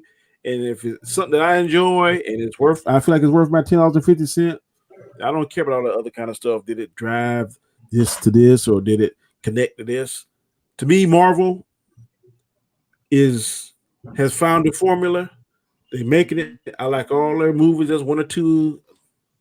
I don't hate any Marvel movie. I can say right now, just me as a casual fan, I don't hate any Marvel movie. Okay. Some of these movies that y'all brought up today made me think like, man, I should have thought a little bit more outside the box, because I was thinking more Marvel, DC, more of that genre. But some of these movies that y'all brought up really made me scratch my head. I had to kind of dig, like, man, Teenage Mutant Ninja Turtles. And yeah. I didn't have that even in my mind. I have to heavily advise after this trailer, after this chat, look at the trailer for Rurouni Kenshin, the live action movie. And it's it is just amazing how this movie looks. And like I said, pure choreography, pure makeup, pure set design, no CGI, and they just nailed it. And I love that. I love when a movie just says we are going to sweat the small stuff. And that movie did, and that's why I love it so deeply. Okay. Well, go ahead. I think Chris, you were about to say something about this selection. You know, I like it, and I agree with you on the if am I do I find it enjoyable? Is it worth my money? Yes, I go to movies for the same reason. I am also the type of person like Robert who looks at camera angles and lighting for certain movies, not these comic book movies, but what I mean, it was big, it was bold, there was a lot of fun stuff in Infinity War. I see this, and let me use Matrix as a reference. By the time the second Matrix had gotten halfway through, I knew where the movie was going. I knew what was going to happen with the third movie. I knew where they were going. By the time everything was said and done, they did the snap. I knew where I was like, they're not going to kill off all these characters. They've talked about a phase 4. They've mentioned these people. We know this is happening. We know this, and this. And so I was like, why can't we make it a little more stakes? I mean, because by the time Endgame came around, the only real person we lost was Tony Stark.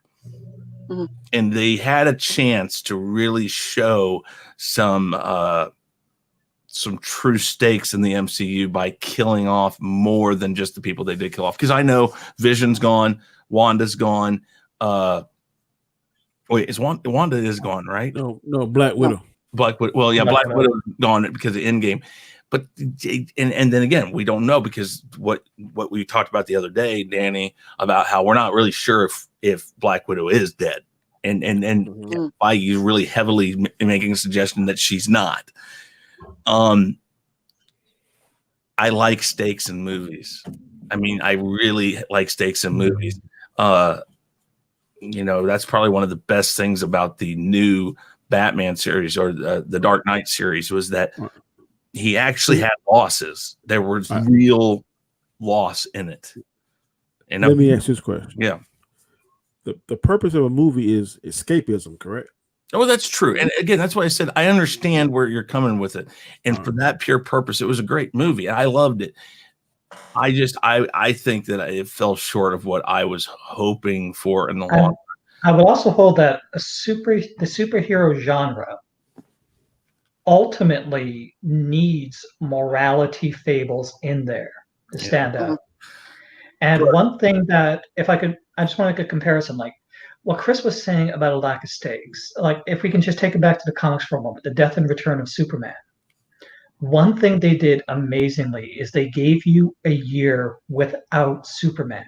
Mm-hmm. They showed you a world in his absence. They showed you how the other heroes mourned him, how the world mourned him. And that was brilliant. And I think that to really give it more stakes, they should have given you a few MCU movies before bringing them back. Really drive home how this has affected everyone. And I'm not disagreeing with you, Danny, because this, as Matt said, is your list, and it's your list now. You know, and so, but I mean, I think it was really well done. I mean, one of the things I will say about it is this: when you put that many headlining characters of a series in it, and yet you still give everybody a good amount of screen time and a good amount of importance, which they all did get. That did it. They did that very well. They did give you focus on different characters that you've known, because it was the first one you threw everything at it with all the characters that you could at it. And, you know, Black Panther got his time. Captain America got his time. Falcon got his time. Bucky got his time. They all got their time. And that did do it very well. So I agree. You are right about the escapism, and what they did in that movie was really difficult to do. And again, with it was also 10 years in the making. That's true too.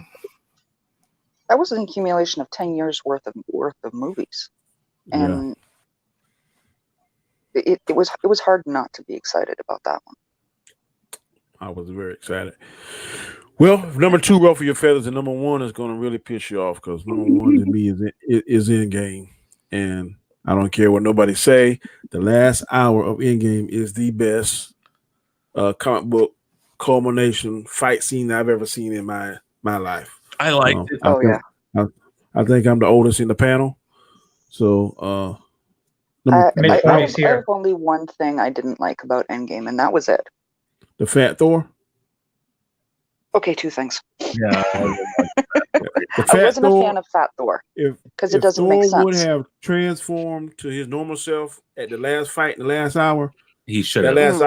the last hour to me is the perfect superhero movie. It showed everything. When Captain America caught that hammer, I almost lost my mind. Oh yeah, When Falcon came in and said "to your left," I almost lost my That was a mind. good shout out. Yep. I agree with that. So yeah. those two moments right there made it for me. yeah. And, For me, and the Fat part where Thor was sorry. where Spider-Man cried when Tony Stark died, Mhm. that kind of got to me. But to me, I Yeah. thought it was I love the way they did Far From Home as basically a a follow-up to Endgame. it not only a follow-up, but it's a like a novelette is. It's so tied to Endgame because it's literally Peter Parker dealing without Tony, who is his mentor in that series. I will say that. See, but a lot of people don't like the fact that he's so heavily dependent on Iron Man because in the comics he more kind of figured things out himself Well, he did. and more independent. In I'm just saying, I don't have no problem with him. No, I think he has too much power with those glasses. well, I don't think he uses glasses at that age he is now. But other than that, in Far From Home, when he's on the plane and they're trying to when he's making his costume, that was the perfect time yep. to show that he was himself. He's just as He smart. makes it more like what he wants, not with all the little gadgets and stuff on it. He makes it more like the original Spider-Man. I thought that was really important to show Tony was a part of him. Tony was a mentor, but he was not Tony. He knew he wasn't Tony. And that was important in that. But going back to Endgame, the only thing I don't like about that movie is introducing time travel. Because again, now you have rewritten the rules and you're allowing anything to happen, which is fine. No. It's comic books. Comic books allow anything to happen. Not really now, because correct me if I'm wrong. Mm-hmm. When we think about time travel, we all think about Back to the Future, where he can get the DeLorean and put the trash in the doggone flux capacitor and hit a year and boom, he's back wherever. This right here, they had to have those PIM particles, which they use all of them. But he can make more. To my understanding, Ant-Man said they could make more because each team only had 2. Yes, but they couldn't. But with Hank Pym returned, yeah, they can. They can. Thing. It was because he was gone that they couldn't do it. He's back. They can, and they're gonna show us that in Ant-Man 3. I almost guarantee it. I mean, I love Endgame. I had a feeling the whole time through that it was going to be Tony Stark that killed off, and it was pretty much written in the stars because. Oh God, yeah. Because he's getting paid the most. Robert Downey Jr. had basically said, "I'm done after this," and when he did it, he did it really well. I think he played Tony Stark in that almost feels like the bookend of Tony Stark and Iron Man. So again, this was such a good send off to the fans that had spent that 10 years with the series, because and so this is why I think it's a really good movie, is that if you had watched for 10 straight years, you got a definitive end to your MCU. So all the people who have talked about, and we talked about this the other day, Danny, we talked about the term woke. Those people who are worried that the current MCU is going to go woke, or that these new ones coming out are going to be woke, you don't have to worry about that if you were an original MCU fan, because that MCU has been given a direct end. You can find, you can say, I had a start, I have an end. Even though some of your characters are moving forward, that storyline had an end. And that was probably the most brilliant thing Kevin Feige ever did, is he gives you an out if you don't like what's coming up. It's not like Star Wars in the current Star Wars franchise, where you're like, well, Jesus, they used my characters. They did this. They brought them into this world. And now I have to act like this doesn't exist.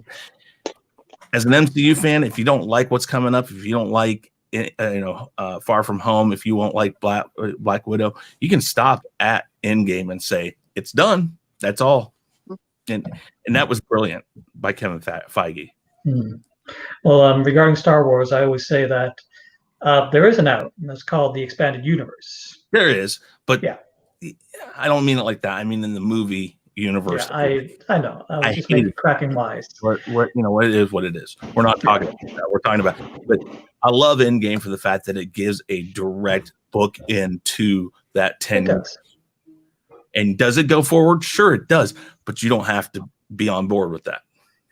And I knew Tony Stark was going to die because in cop dramas, there's always two ways well, actually, there's only one way. The guy that always talks about the family that he is dying to see. You know that character is going to die. Did you say crap dramas? No, crime. Cop dramas. Cop. Okay. Yeah, in police dramas, there's the character that's always going to die is the guy that's always going on and on about his family or his retirement. The guy that has the most to look forward to is the guy that is going out. And that was Tony Stark.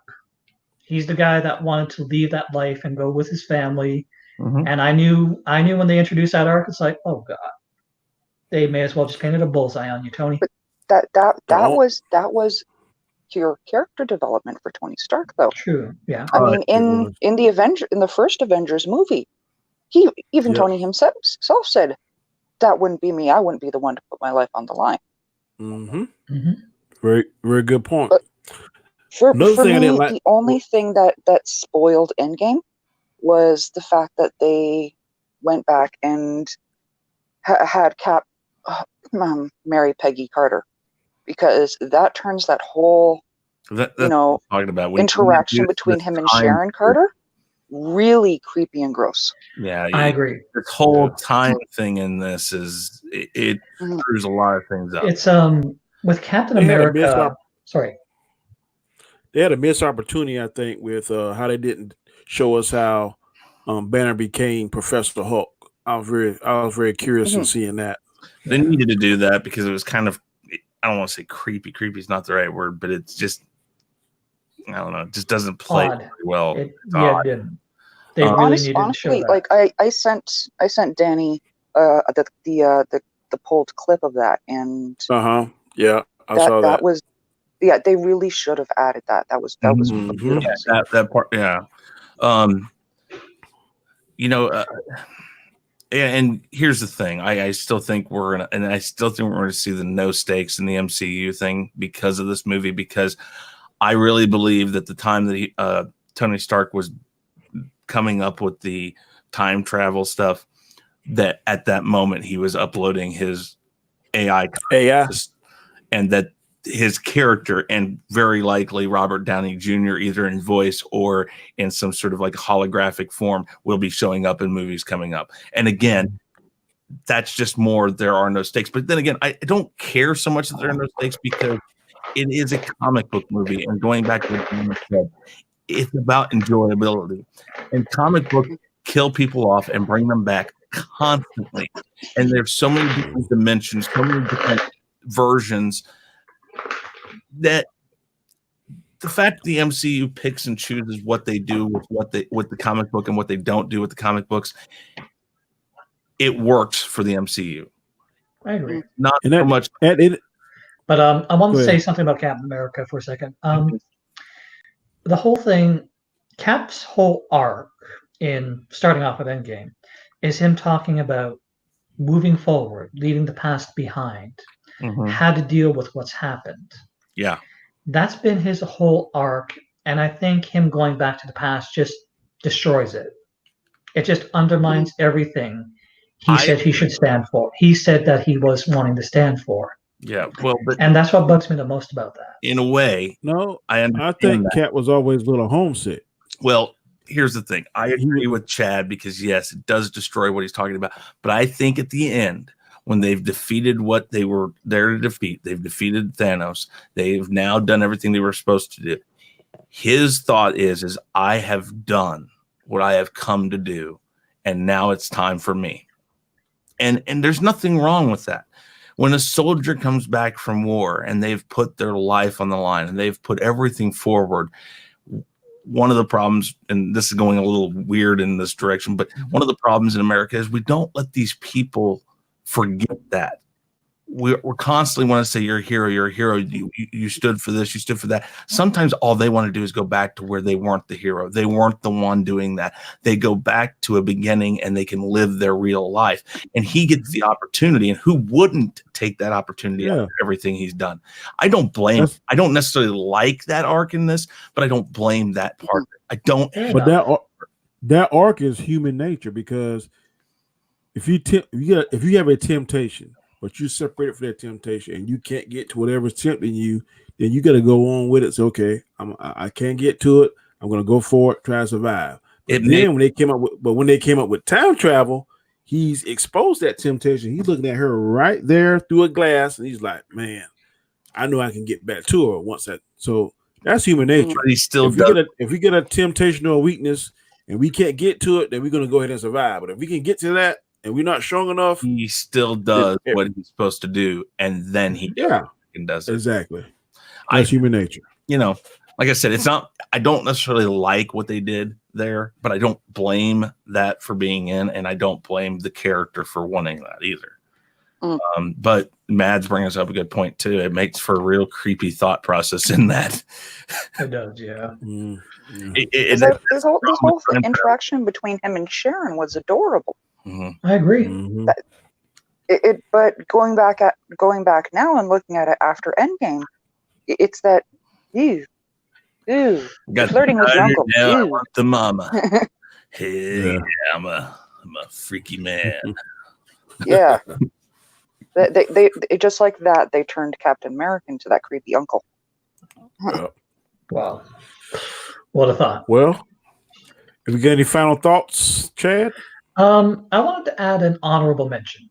A film that's not a comic book movie in practicality, but one in tone. Zack Snyder's Sucker Punch. Never heard of it. Oh, go watch it. It's funny. It is a pure comic book movie in everything but the fact that it was an original concept from Zack Snyder. Yeah. And I think it's amazing. I love the story. I love the moral behind it. I love the characters. Okay, I'm going to be real. It's one you have to go back and watch a few times. It does, yeah, because it does have that a lot of metaphor to it. Mm-hmm. And yes, I'm going to be real. Yes, I do love the fact that these are hot chicks wearing bondage gear. Just going to be real there. Yep, I love that too. And that they're kicking butt. Loved it. I'm surprised nobody mentioned Kick-Ass. I've honestly never seen Kick-Ass. I've got 2 pages of movies I had to choose from. Yeah, I know. Yeah, that was my problem. I narrowed it down to 10 and threw in some 81 different movies. So, yeah, no. I mean, Danny, I'm sure you went through a lot of painstaking on that. And I love your list, and and I don't mean to. I hope you don't take offense for me. Oh no, I understand. I love Endgame, and I loved Infinity War. I did, and for what you're talking about, for going to the movie being worth the time. Yeah, I went on opening night to both. I wanted to, and it was well worth it. Yeah. So no, I mean, your list is great. I mean, Chad said that he didn't like Black Panther because they kept overhyping. Well, I never even saw Black Panther. Like, okay, it was just they overhyped. They overhyped Endgame and Infinity War even more. I agree. And I waited a few weeks to see that. I knew I had to. I knew it was like the end of the MCU, and that even like even though I've been lukewarm after the first Avengers, I've been there the whole time that I'd had to see it, but I waited for the crowd to die down. Okay. I'm not. I don't like to pull out the race card. I'm not trying to pull out the race. I'm making a statement. When an individual, if you're in a minority and you see a movie that's celebrating what you look like when you see yourself in the mirror, that brings certain excitement to that particular group of people. You have the right to have your attention. That's what I think Black Panther meant to people that looks like me. Not saying your opinion is any less or greater. I mean, you have the right to your opinion.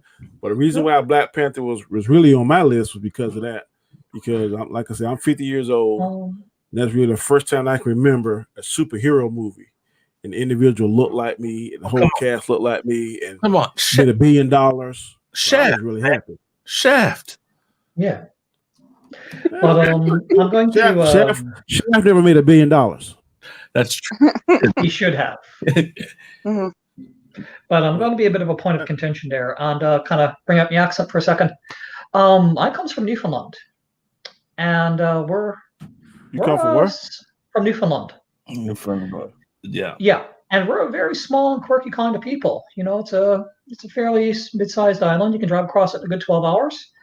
But basically, there's been a few Hollywood movies taking place on the island, and I has no desire whatsoever to see any of them. Okay, Just simply because, you know what, I live that culture. I take that culture with me every day. I do everything I can to represent everything that culture means, and I don't need to see it fictionalized. Okay. I don't need to see it turned into a token. My rebuttal to that is when I look at you, I don't see, or whatever word you say, I see a white male. Yes, I know. But take it from me that Newfoundland is a very unique place. It is that it's iconic when it comes to Canada. Yeah. Everyone, you can even hear the difference between the two accents. Absolutely. Because he's got the very Newfoundlander accent where I don't use it very often because when I was using it there, I was toning it down. I can hear you fighting it, but yeah. I'm not what Mama Bear is saying and Chad saying, but I'm saying from outside looking in. When I look at Mama Bear and look at Chad, I see a white female and a white male. I don't see a Canadian or the word you use. I see Chris, I see a white female. When y'all look at me, y'all see a black male. You see a white female? That's all that I'm saying. Right, but then again, everyone with dark skin doesn't necessarily come from the same background or culture or even country, and not everyone with white skin is the same. All right. Let's agree to disagree on that. Okay, fair enough. Any final words, Miss Mama Bear? Honestly, it was just the whole. It was superhero in general or comic in general made this really tough list. I mean, not to say that if we just went just Batman movies or just MCU that it would be any easier, but it would still be fun. It would still be fun to do. But that's why, like you, me, I imagine the other guys as well had a list that was huge. Yeah, trying to narrow it down to 10 was difficult. Your list and Chad list really made me think. I have not think those movies in years, so I appreciate that. Anything else, Mama Bear? No, I think that pretty much covers it. Yeah. Mr. Knight. Sorry, one more thing I just wanted to add for a second is there's a post on my Twitter where I post this image from a very old X-Men comic in the 90s where Professor X is he's basically just talking about how a person doesn't need to be part of a culture or group to feel sympathy, empathy, or compassion for people who have suffered and for people that have been marginalized. He talks about you don't have to be Jewish to feel sympathy for what happened during the Holocaust. You don't need to be an AIDS survivor to have compassion for people who have lost people to that disease and people who are suffering because of it. You don't need to be African to be against apartheid. And that just basically saying that is humanity, to feel compassion, empathy for your fellow man, regardless of the differences. And it's that kind of morality and intellectualism that I feel like is missing from so much of today's comic book media and superhero films. And I just wish for a moment people would look back at those comics and say, hey, let's try to do Picard speeches again. Let's try and do something that's intellectual and will make people think again in our superhero mediums, because I love that. And I miss that whole concept of just trying to make people think. Well, Giving them thoughts that will go sleep on and think about through their lives. I miss that. And that used to be very iconic and indicative of superhero culture. I think that I'm looking for, and like I said, I think we all came from different places when we approached this movie. You took it as, I don't want to be MCU, DCEU. I want to go outside of that realm and think outside of that. I went, what did it do for the genre? And when I did that, I'm waiting for the next thing that redefines what we have, the one that changes that formula to expand it and make it better past what we currently have in the MCU. Kind of like the Joker did. The Joker may be that thing, that Elseworld story where, yes, it is comic book based, but this doesn't have to do with the Batman Joker dynamic. It is just about this person who matches the identity of this comic book character, but isn't through and through. And I think that's where DCEU is going to be going with a lot more. I hope so, because I love that direction. But I mean, if MCU, and I think, and Danny and I were talking about this on the stream the other day about the What If series on Disney Plus, that is their opportunity to do that Elseworlds type of thing and really make you think about, well, what if Tony Stark didn't die? Or what if Captain America said, screw this, I don't want to do it anymore, and walked away? Whatever, because that's what that series is about, is what if. And so I really think that if they were to do a one-off of the MCU and do live action what if movies, that would be really cool, because that's their Elseworld. And that would be a really smart move on the MCU part. I don't know if they will. I agree. But I agree with that. That's what I'm looking for now, is what's the next thing to make comic book movies sustainable? Because we were kind of getting in a rut here for a while. And as much as I love like Wonder Woman and I love Aquaman and I loved Shazam, that's still that same formula. It's the movies like Joker that are going to make you go like, well, I know this is in the universe of comic books, but it's so different because Joker felt, if you didn't put Joker, if you just, what was his name? What was his real name in that? Arthur. If you just called it, the misadventures of Arthur, whatever his last name is. Arthur Fleck. Yeah, Arthur Fleck, The Misadventures of Arthur Fleck, or something like that.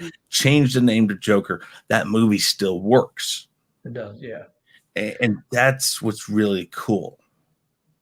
Now, one thing I read today, and I also posted this, is that basically James Wan approached Yuen Wu Ping.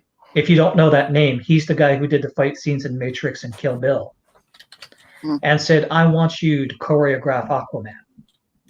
And Ewan couldn't. He was working on his own movie at the time. But I'm just wondering, what could have been? Because Yuen Wu Ping is someone that has made the most legendary fight sequences ever. What could have been would be an interesting topic for another day, because there's so many ones that would be on that list. For me, the original, what X3 originally should have been, was going to be. That would be my number one. What could have been? Okay, but I make that point to say DC is trying new things. They are open to that. They are looking to break out of the formula, and that's why I'm rooting for them, because they do want something different. They do want to give you something you've never seen before. And that's why I'm saying DC. Let's really push the envelope here. Yeah, but you see, DC, as much as people hate when I say this, I still think they're on precarious thin ice. They're one step from having to rewrite everything again. They don't have a competent showrunner. That's why Marvel has the advantage. They have to get back to him. They have to get back to Superman, and Henry Cavill supposedly is going to be coming back great. My problem, and this is where I told you, Danny, that Robert and I differ on things and whatever. We'll go down that road. I honestly think the DCEU is doing the right thing right now. The problem is that they're starting a schism between what they started with Man of Steel, Batman versus Superman, and Justice League, and Wonder Woman, and Aquaman. They're starting a schism now because when they went and they've lost their Batman, they're going to redo Batman now. Now what you've got is two directions this is going. We're holding on to Gal, we're holding on to Jason, and we're going to hopefully get Henry back. But now we got those 4 back, but now we don't have Batman because we're starting Batman over here now. And this is a new Batman. This is our old group. Well, you can't bring those two together. So you have to, you can say, okay, Ben Affleck went to treatment, rehab, or whatever. You just say, fine, we're going to have to put Batman on the back shelf for right now because we need to get Ben back. We need to think how we're writing this. We need to get Zack Snyder out of this. We need to fix this because this was what we were doing. We don't have to put them all in the same movie again. But if we're going to one-offs, if we're only doing one movie or one main character or movie, we still need to get Ben back and keep moving on this Batman. Yeah, I think they need to get Superman and Batman back in the fold. So down in the chat, Sean made a point just as I was thinking it.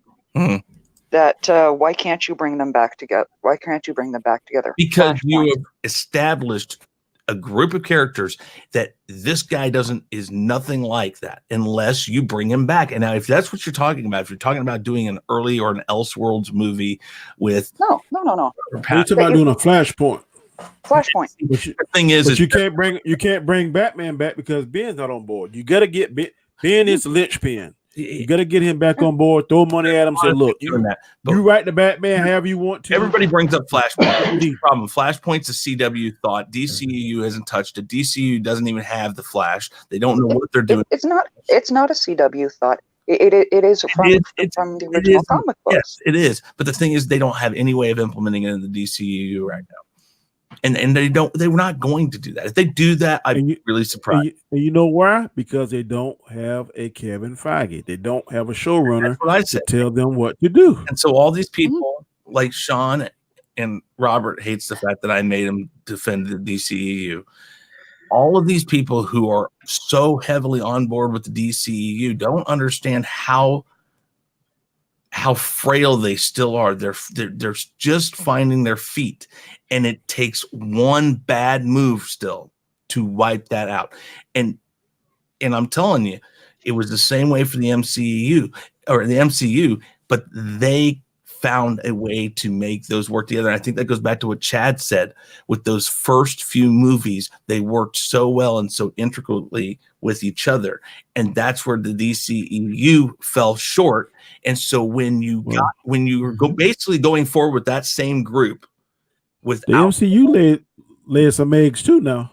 Yeah, but they weren't integral parts of that. They were throwaway. No, they weren't, but Iron Man 3. The actors and characters work, even if some of those films didn't. Yeah, and I see the DCU's potential right now. I love the track they're on, but they really need to figure out what they're doing with these 3 people who they're literally holding on to from the old thought process. And I think they need to get Flash involved. A Flash. They do. Their movies. And I've heard. I'd be happy if they picked a different Flash. Because I really don't like. They need to go. Flash. They need to go to Canada and throw as much money as they can at Grant Gustin as possible. That's what I would do. The thing they are wrapping up that series, so that I would go to I Canada. honestly don't know why they didn't just say we want you to be our Flash in the films as well. Because it created a clash in between, like for filming with the filming factor, and then there's also the aspect of, you know, trying to get the two universes to mesh would be really tricky.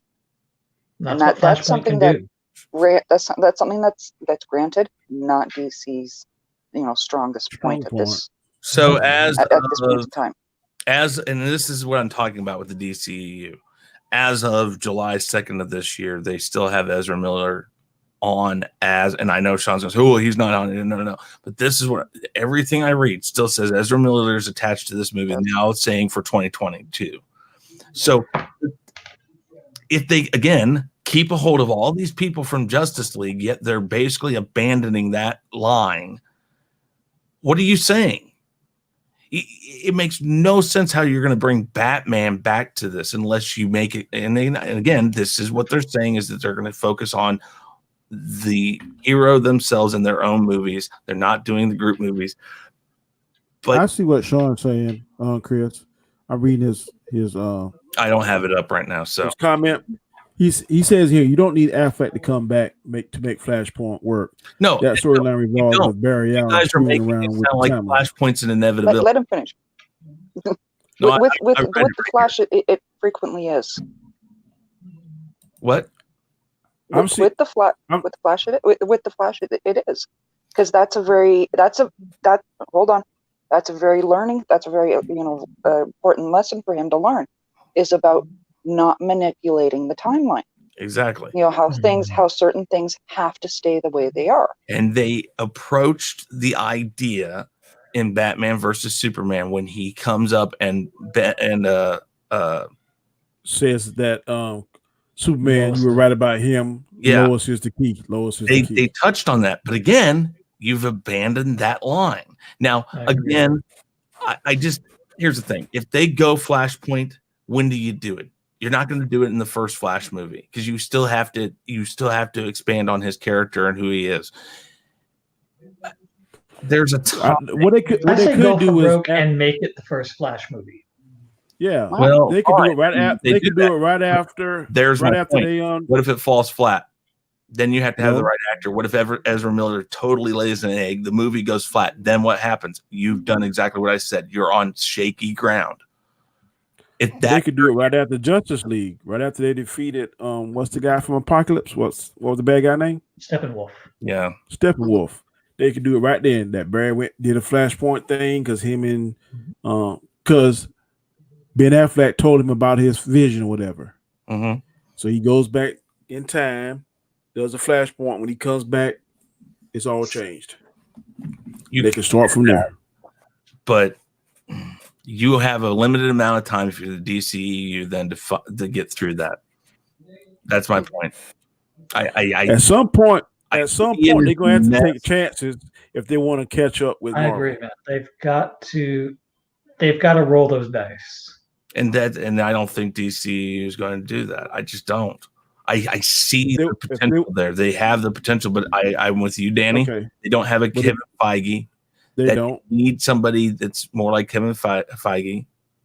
But at some point, if you keep doing the same thing over and over and over and expect a different result, that's the definition of insanity to some point. But that's what DC keep doing the same thing over and over and over. They're going to always be number two.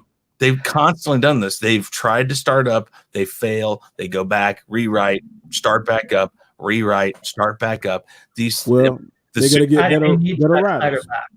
I know it won't happen. I know that basically that there's bad blood between him and WB. Shoot, I know how he feels. I rolled the dice with James Gunn. And Sean, in answer to the part where he says you could establish the new Batman and then connect it with Flashpoint afterwards, yes, you could. You can, and I understand that it could be where they're going. I just don't see the group that's in charge of DCEU right now doing that. They did an R-rated Joker movie that has nothing to do with the Joker. Sean, why are you in the chat and not on the stream?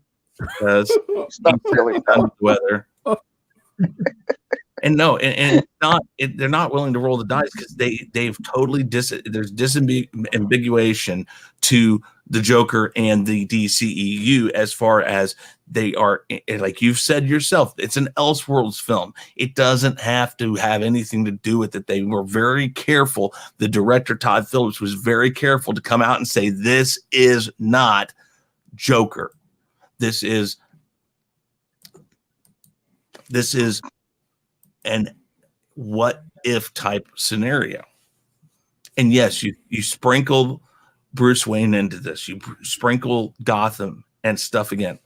You say I'm wrong. That's not the case because Todd Phillips flat out said that.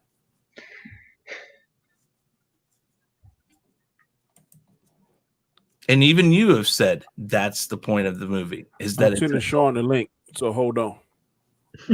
Okay. It would make things a little faster. Exactly. Yeah.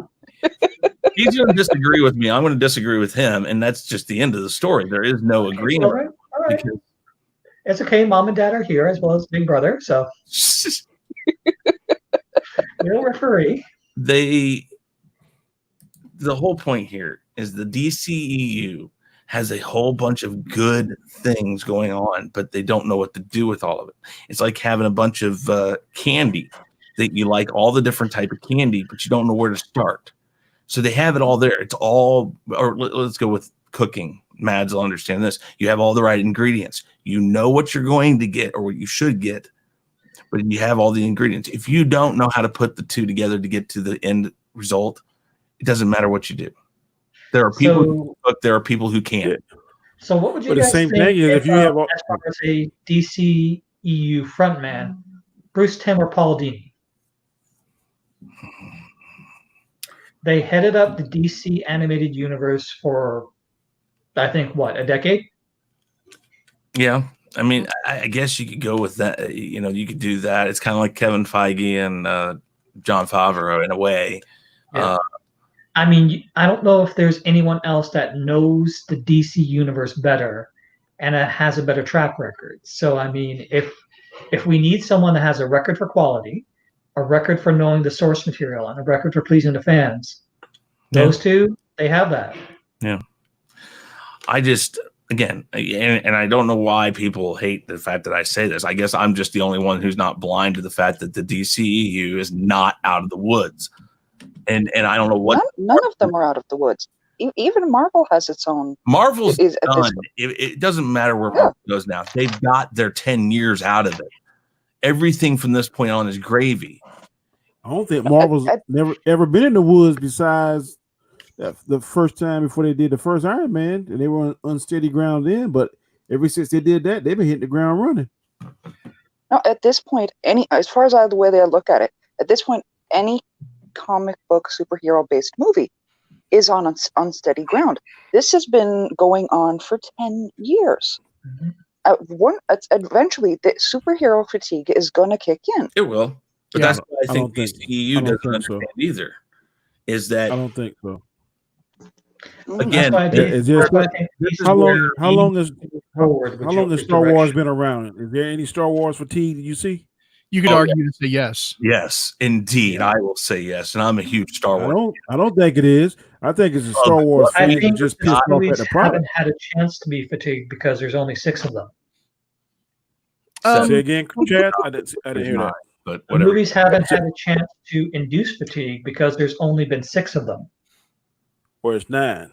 Nope, Well, 6. No, well, and that's the point right there. I don't think it's so much fatigue as it is the controversy that goes with the sequel trilogy. How can it be the controversy though? Because I mean, everybody is saying that the fandom is a vocal minority. So if you're a vocal minority, how can they be affecting the change that is going on in Star Wars right now? I agree with Sean on the fatigue of Star Wars. I believe there's fatigue, and I think that's why they're focusing on Disney Plus, trying to make it small, bring people back to it, and give people individual storylines they want to follow. Yeah, I don't want when the Disney Star Wars film started, the one thing that I think all Star Wars fans would agree on, or the majority of Star Wars fans agreed on, saying that they wanted from these films is Luke Skywalker in Jedi God mode. That was the most popular thing, saying we want this from the films. We never got it. I mean, I wouldn't necessarily don't care about Jedi God mode, but more so of just either having Skywalker, Luke that we remember, Luke that we remember, or explaining why Luke went this way. Yeah, I think we just want to see Luke do what Superman did in Justice League when he came back. Just go full freaking ham and be unbeatable. Well, like that was Luke Skywalker, like with a really that was a great Superman moment, and I think we all wanted to see that kind of moment from Luke. Yeah, and what Luke should have been was what Yoda was in the original trilogy. Right. So the fight that Luke has with Kylo in The Last Jedi, if that would have been a little more epic, with a lightsaber duel, I think real. Yeah. Well, even if it wasn't real, even if he would have been a hologram, or not hologram, but he could solidify and become, things that they've allowed in the movie to happen. He caught a lightsaber with being. If he would have had like a lightsaber duel with Kylo Ren on the level of the prequels, then I think a lot of people that have an issue now wouldn't have had an issue, or at least not. Or at least things like, in Dark Empire when we first see him, and he just. Two AT-ATs are coming right at him. He's just like, I got this. Let me go back to the point we were talking about. First off, what Mad said. Mad said the comic book superhero fatigue will sit in. That is where what Chad and I have talked about, the next step to keep us from going that route. Something intellectual, something that changes the game, kind of like the Joker was, the Elseworld story. But the thing is that's another reason why DC is on very shaky ground, is because they're coming in very late into this game. That eventually it doesn't matter that they're coming in late to the game, and they have legacy characters. Doesn't matter if people are tired of it all around. But how can they be tired of it? I mean, so they might be tired of superhero genre. We're talking about comic. Hold on. And movie fans. Hold on. There's a big difference there. Hold on. I'm talking about, the superhero genre in general. People might be tired of the superhero genre or be getting tired of it, but there hasn't been any storylines that really shake it up like DC's trying to do, with their darker, more edgy tone. So, Marvel is way more formulaic than DC wants to be. So you can't really apply that to DC yet. Let DC throw some more curveballs out there and see what happens. If people still get tired of it, then then it is what it is. But it seems to be that people are really liking the more darker, edgy storytelling that DC offers, because you can't get that with Disney. You're not going to get a rated R movie. Yeah. But you're not going to get that with Wonder Woman. Wonder Woman's not going to be down that line. Well, because that character doesn't need to be down that line. That's what I'm talking about. When you're using that as your right now your main character, then you're still going off that former, not exact, because DC is very different from how they handle these movies. And I agree with that. And that's why, and Sean, you and I are on the same opinion of the DCEU or DC. No, we're not. On both sides. DC is absolutely the better of the two. They have the better characters. They have the more intriguing characters, in my opinion. But the thing is that they're running a schism down the line, and fine, if you're going to do Flashpoint, fine, but you better figure this out really quick before everybody else who's involved. I just think that's a really convoluted try in they stumbled. They had a few stumbles, with launching the DC universe. So, that's fine. For 30 years almost. What? So what do you want them to do? They've tried this. Green Lantern, or not Green Lantern. I'm trying to say. Okay, I hear your argument, Chris, but what do you want them to do? You just want them to stop? No, I think that they need to make a definitive move. Okay, when I say definitive, much like when Todd Phillips came out and said, "This is," and I don't think he used the term Elseworld. I use that term because Sean uses that term for that movie. But when he said that this is not in the same group as the Batman movies or the other DCEU movies, he made a very concerted effort to let fans know, do not judge this. You want Wait, let me finish to say what I said. I want them to come out and say, and they don't have to give me all the answers. They just have to say, listen, we understand where you see the problems here. We understand we've kept a hold of these characters. We're moving forward with something we've said we're totally abandoning, which they said. No, they never said that. They said that they were moving forward, focusing on solo films. They didn't say we're going to abandon the group dynamic. They never once said that. But Yeah, I do think Chris is right in the sense that Batman and Superman are the center of comics in general, Sure. not just DC. They You have to are establish your Batman and Superman. right, and DC needs to do something with these two characters. I agree. I agree with this completely, because yes, they got a lot of fantastic smaller characters. Yes, they have.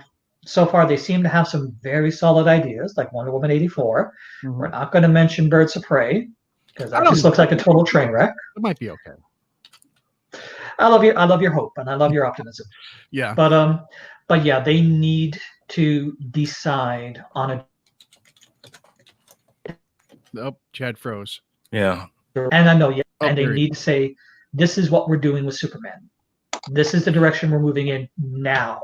Yeah. We're making this happen now. It's not in development. It's happening. I think that since The Witcher is like the #1 quote unquote TV show right now, I think it's very possible that we're going to hear like Henry Cavill in DC news sometime this year. I would love to. Yeah. Mhm. And we need to, because I mean, you can't have a thriving DC universe without Superman. You just I can't. agree. I mean, you But might, based on what I've seen, go ahead, Danny. go ahead. I was just saying, based on what I've seen from Crisis on Infinite Earths, if we could get Henry Cavill back, I'd be happy with the current Brandon Ruth. Yeah, I mean, with Mhm. if you wanted to bring Brandon Ruth back in, because he's already established, he could be a flashpoint implication.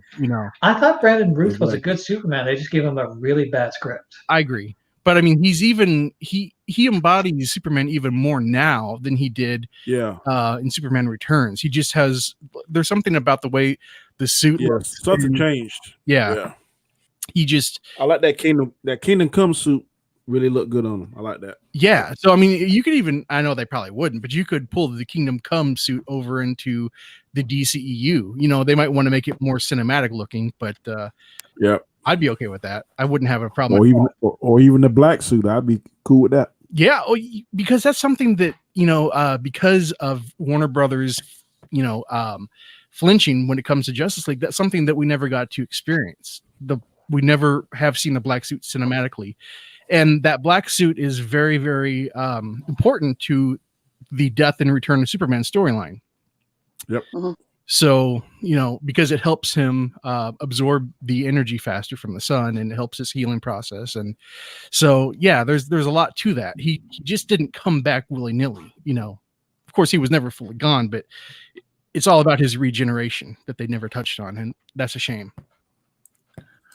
I just think that they need, and the thing is they've basically, okay, you can't move forward to another group movie, and I'm not saying they want to or they will.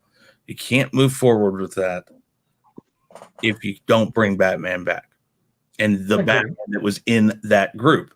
No. And yet, since you're still going forward with currently 2 of the 4, but quite possibly 3 of the 4. And if they do somehow miraculously, because I'm with you, Sean, on the Ezra Miller thing, I don't think it's ever happening.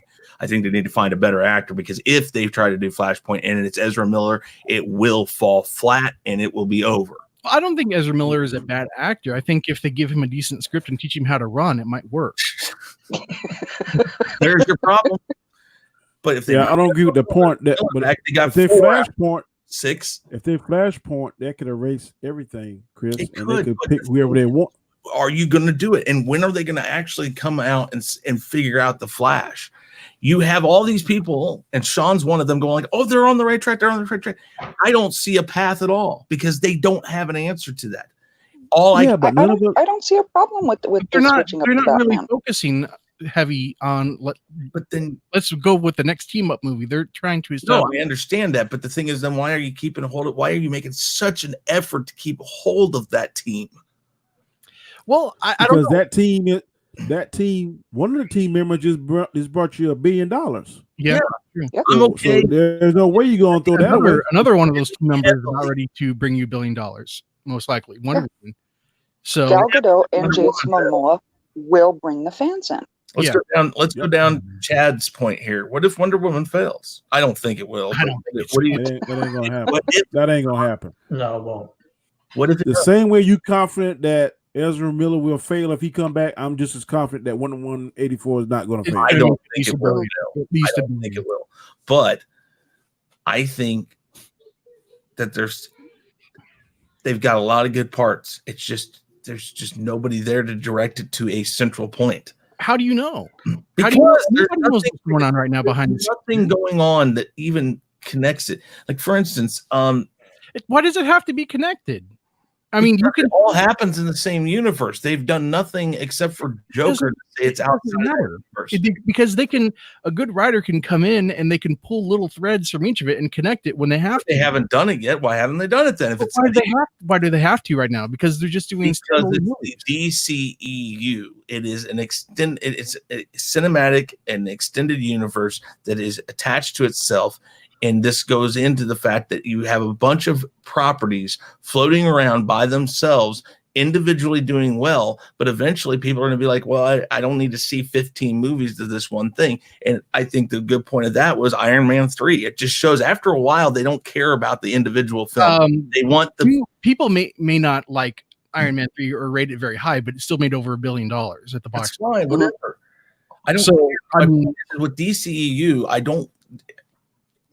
Again, I don't know why I'm the only one that will sit here and actually say that they are on very precarious ground, because everybody was like, "Oh, they're not." No, they're not. How do you know? Because they have rebooted this so many damn. They have not rebooted it at all. No, yes, they have. How have they rebooted it? I don't know. I wouldn't say they rebooted. I'd say they've slowed things down. No, Yeah, I would agree with that. listen. Superman Lives with Nicolas Cage was the beginning of this, supposedly, and they had to. That was way back in 1996. Exactly. Man. That's when they started trying to do this. They No, wanted. it's not. Yes, it is. It was just their second attempt at a Superman movie. Flipping on it, and they flipped on it, and they flipped on it, and they flipped on it. Finally, they got Henry Cavill. They went with Man of Steel. No, They tried no, because you're completely forgetting Superman Returns. That happened before Henry Cavill. and that It happened after the Nicolas Cage And thing. how did that Henry Cavill. Well, it was the script, and also it was the director. Is this what you're going to do? Is apologize every time? So what happens if you keep having bad scripts? What if Then if you keep having bad scripts, then you absolutely need to stop what you're doing and probably reboot. But right now, there's no indication that you're only basing it on what's been done, not what's coming, because you don't know what's coming. Nobody knows what's coming. But that's my point. You're just acting like it's a guarantee that going this forward from this point, that DCEU is fine, and they're not. Based on the last movie made $1 billion. Mm-hmm. But the last movie is not Aquaman. well. Okay, that one. Damn. I don't even think that's that great of a writing script. Well, Okay, whether wasn't it's great or not, it made $1 billion. Yeah, I think Aquaman was better than Venom, and wasn't Venom on one of our top 10 lists? and Aquaman's script was better than the script of BVS or Justice League. I mean, it's showing a sign. I still think I that don't know about BVS. I still think that you're talking about a group that is trying to push and just trudge through muddy water right now.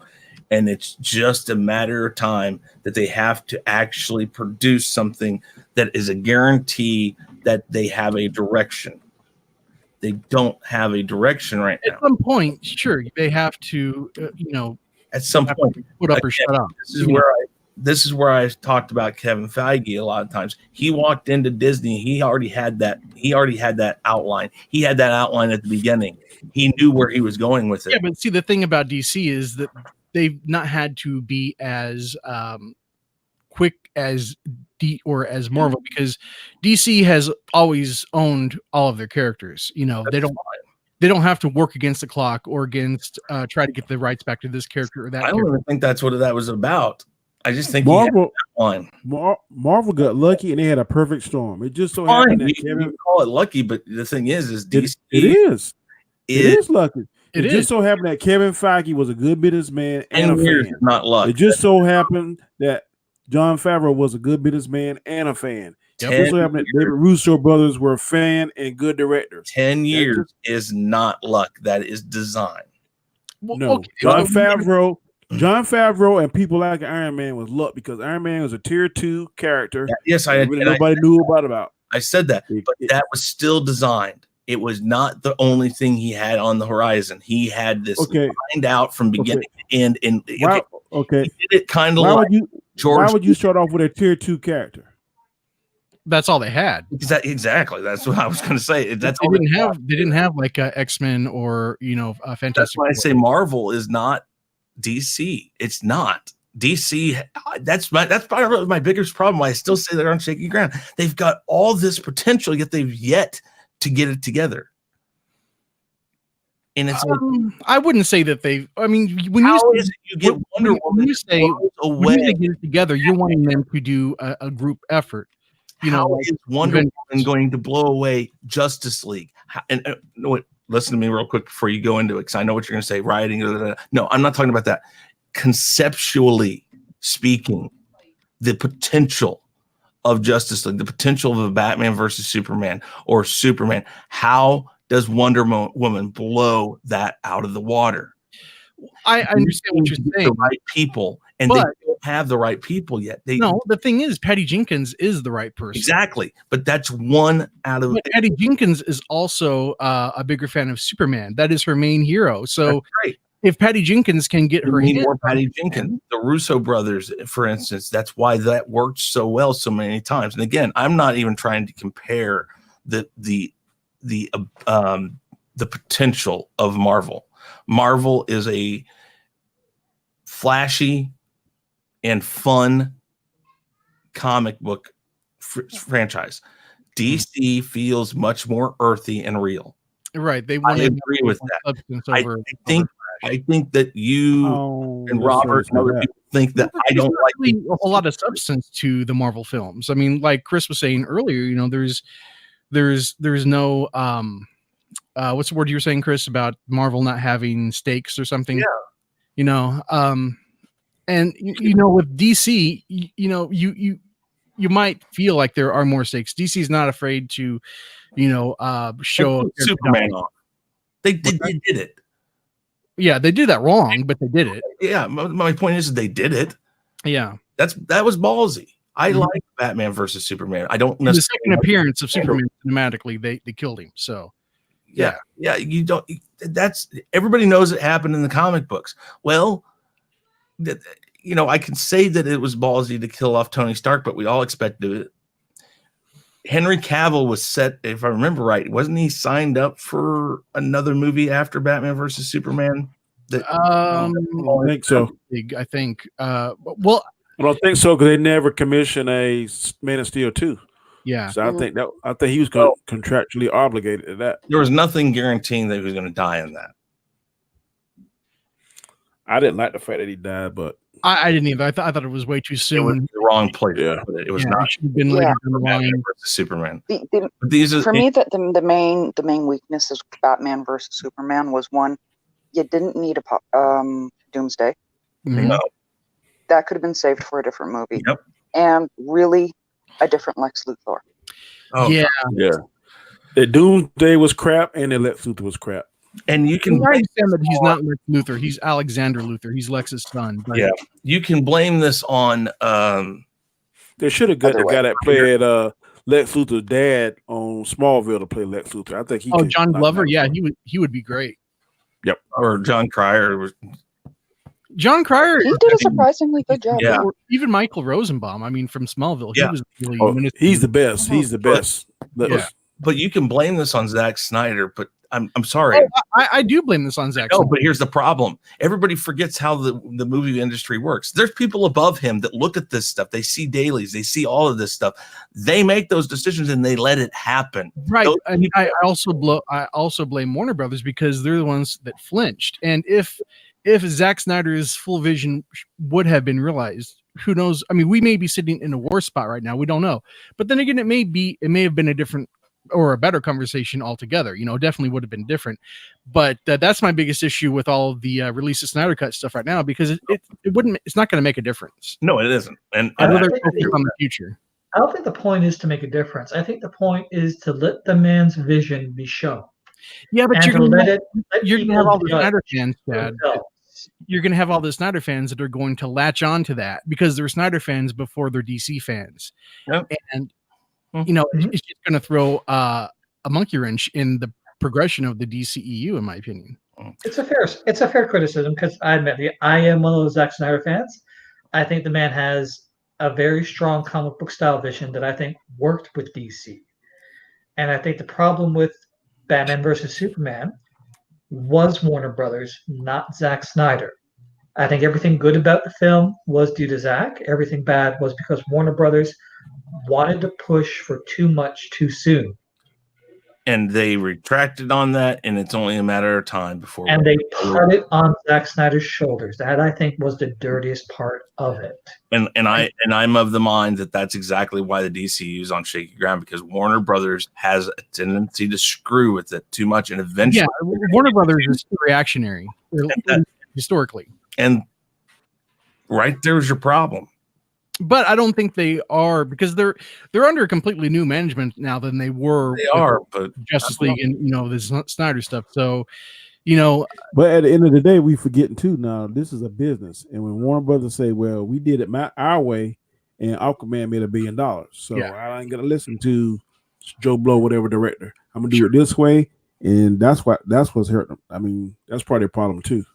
I'm still of the mind that I'm not saying it's going to happen. I'm saying that if I'm a DCU fan, which I am, if I'm a DC fan, I don't see a path for greatness right now. Well, see, the thing with you, you're a casual DC fan. You're not that casual. You're not nearly as in depth as, say, Chad and Mads and I, maybe even Danny. I know Danny's probably more of a Marvel fan, but you're not as. Listen, just because I don't have this stuff anymore doesn't mean I wasn't. No, I'm talking about the mythology. I'm not talking about this stuff. I'm talking about the understanding. I'm just as much as that as you are. It's not about. If I can make a comparison between Warner Brothers and another superhero series, I think Warner Brothers need to take the same approach that basically whoever holds the license right now takes with Power Rangers. With Power Rangers, there's been good seasons and there's been bad seasons, but the show has still continued for all these decades. And the reason it continues is because of the fans. Yes, the fans will be there for the good seasons, the fans will be there for the bad seasons, and the fans will continue to support it so long as you respect them. But where were the fans on this reboot movie that didn't really do any good? I think the thing with the movies, it tried to be too different from the movies is crap. Yeah, it tried to be too Breakfast Club. Breakfast Club. Yeah, I got a very superhero Breakfast Club from that film. Interesting. And I think Warner Brothers needs to just trust in the DC fans that they will be there for them, so long as they respect them and just let the directors tell their stories and choose good stories to tell. Is CW under the WB, Warner Brothers? Yes. Mm-hmm. Warner Brothers need to go and harvest some of the CW directors, because I think the CW hero TV shows are much better than the movies.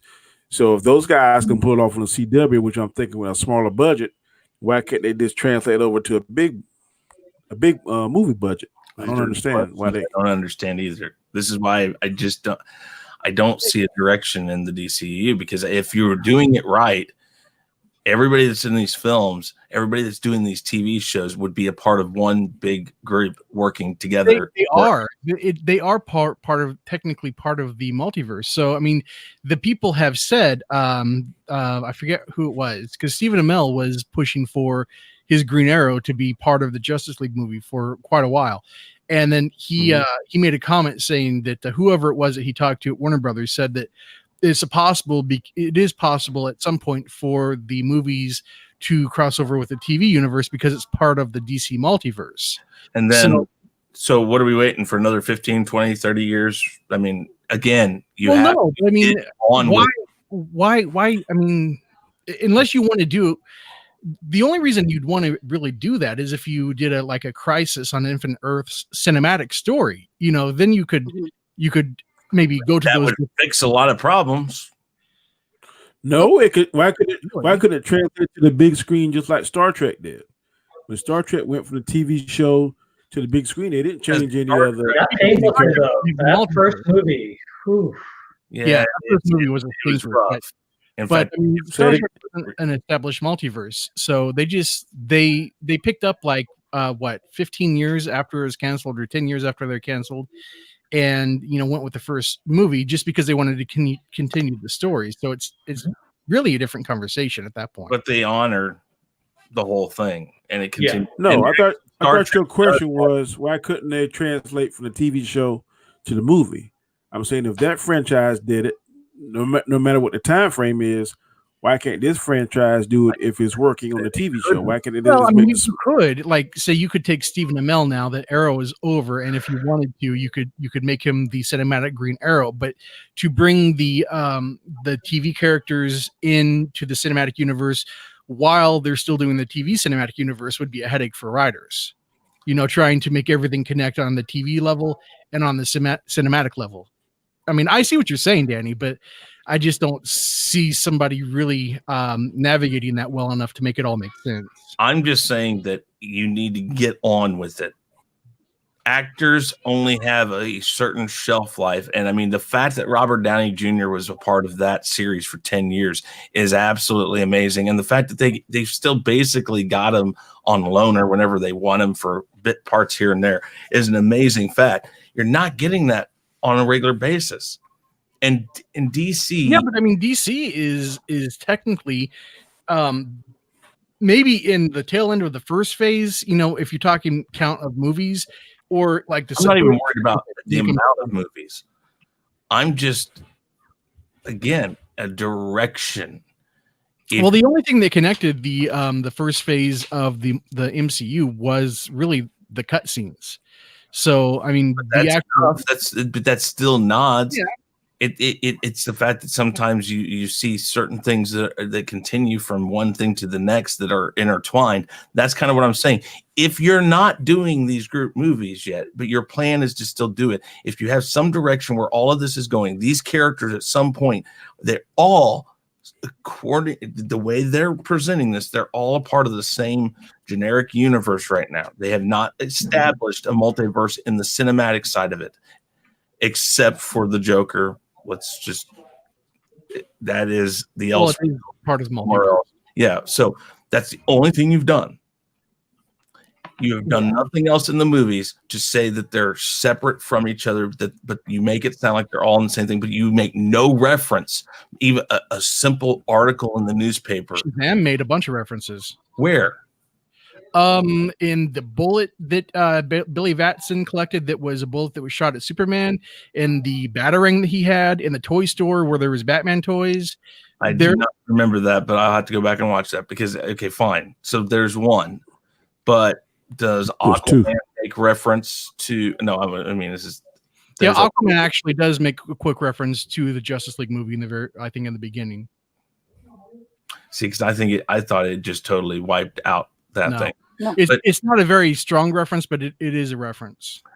DC is actually very good at playing the subtle long game. Mm-hmm. And I've seen that. The Crisis on Infinite Earth is a great example of that, though. But that's on the back because on TV. I realize. But how many of us were absolutely giddy the moment that they announced that John Wesley Shipp was going to be donning the suit again. Yeah. Well, that was I mean, that was a great move on their part. But again, we're talking the TV side of it. Again, if you're going to, I mean, again, I see now. I'm not a huge fan of the CW stuff because I think that the talent is being wasted on stuff that cannot meet its cinema or its vision to a T. What you don't like on the CW? He doesn't like it so soap opera-ish. Well, that's kind of part of it, but I think a part of it is that I want to see it more realized, better graphics. I want to. It has so much more potential than what TV gives it. Is more what I think. DC does have. I think the Flash is awesome.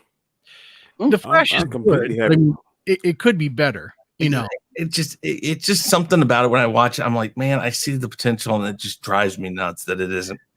Guys, it's I'm not their fault. I am fading out here, so I'm going to sign out now. All right, Chad. Sorry, guys. I have Chad. been awake since 3 a.m. last night. So Yeah. oh yeah. So I'm signing off. It's been fun to everyone. It's been a blast, and I hope to do it again real soon. But All right. you guys have a good Have night. a good night. all right. I'll have a good All one, right, Chad. Later, Chad. I don't know. I just, again, much like with CW and what they do, I see so much more potential in the DCEU, and I'm like, where is it going? I love the stuff they're doing. Wonder Woman's great. Aquaman, like I said, I wasn't a big fan of Aquaman, but I'll tell you what, taking that character, putting it on the big screen, and getting what you got out of it was amazing. And I mean, the fact that you could make $1 billion out of Aquaman was just freaking amazing to me. it is, and I like the film. It's just I'm not that big of a fan of the film. I think 84 is going to knock it out of the park. Shazam was really well done. It was fun to watch. Aquaman is always going to outperform because the women love Jason Momoa. Well, now we know that now, yeah. But I mean, leading up to Aquaman, That's just it. But you can say the same thing about Wonder Woman. No, no. The female fans are stronger in comic book movies than the males are.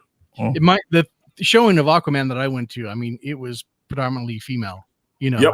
When you got a man like him with his shirt off 3/4 of a movie, of course women are going to go see it. Yeah, and whenever he came out, he was, yep. I know. But I don't know, Sean. I mean, and I think maybe it's just I don't express what I want out of it right because I don't know exactly what they could do. It's just I think that there needs to be more direction. You could always see the direction in the MCU, and I still don't see direction. I see single movies, yes, and I see really good single movies, yes. But what is that leading to? Is it leading to anything? Because I like payoff of something. Does it have to? I mean, you could just have. I mean, eventually, yes, I'd like to.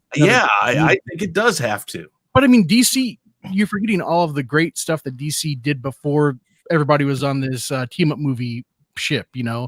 I'm not even talking about team up movies yet. Again, you and I agree that talking about leading up way too early. When you're talking about leading up to something, that's all that it could really be leading up to. Well, look at the DCU. They did 2 team up movies within the first 3 movies. What? Oh, you're talking about Batman versus Superman and Justice League? Well, it was a team up movie. Batman versus Superman was. Well, and Suicide Squad, yeah. And you and I don't have any disagreement on the fact that was way too early. Yeah, no, I agree. They were trying to do catch up. Whenever you're in a race, and the runner is so far ahead of you. Say again. That's the thought process they have is this catch up theory, and now they put the brakes on so heavily. I think their biggest mistake was that they tried to play catch up to begin with. They should have never tried to play. No, they shouldn't. They should have always made it their own thing and not worried about Marvel. If they would have just been getting to the first Justice League movie right about now, I'd be okay with that. Okay, but just like I told you, they don't have a Kevin Feige. The person that's in charge over there is worrying more about profit versus product. Well, and don't believe for a second that Kevin Feige isn't worrying about profit over product. Exactly. Yeah, but he's got it down to the science, though. But he does.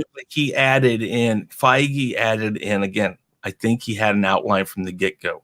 Was the B-rated actor or was the B-rated comic book hero the way to start? Maybe not, but he Well, that's what he had access to though. So yeah, but he did it, and he had this. He said, "I'm going to go here, then I'm going to go here. I'm going to move right down the line, and we're going to go."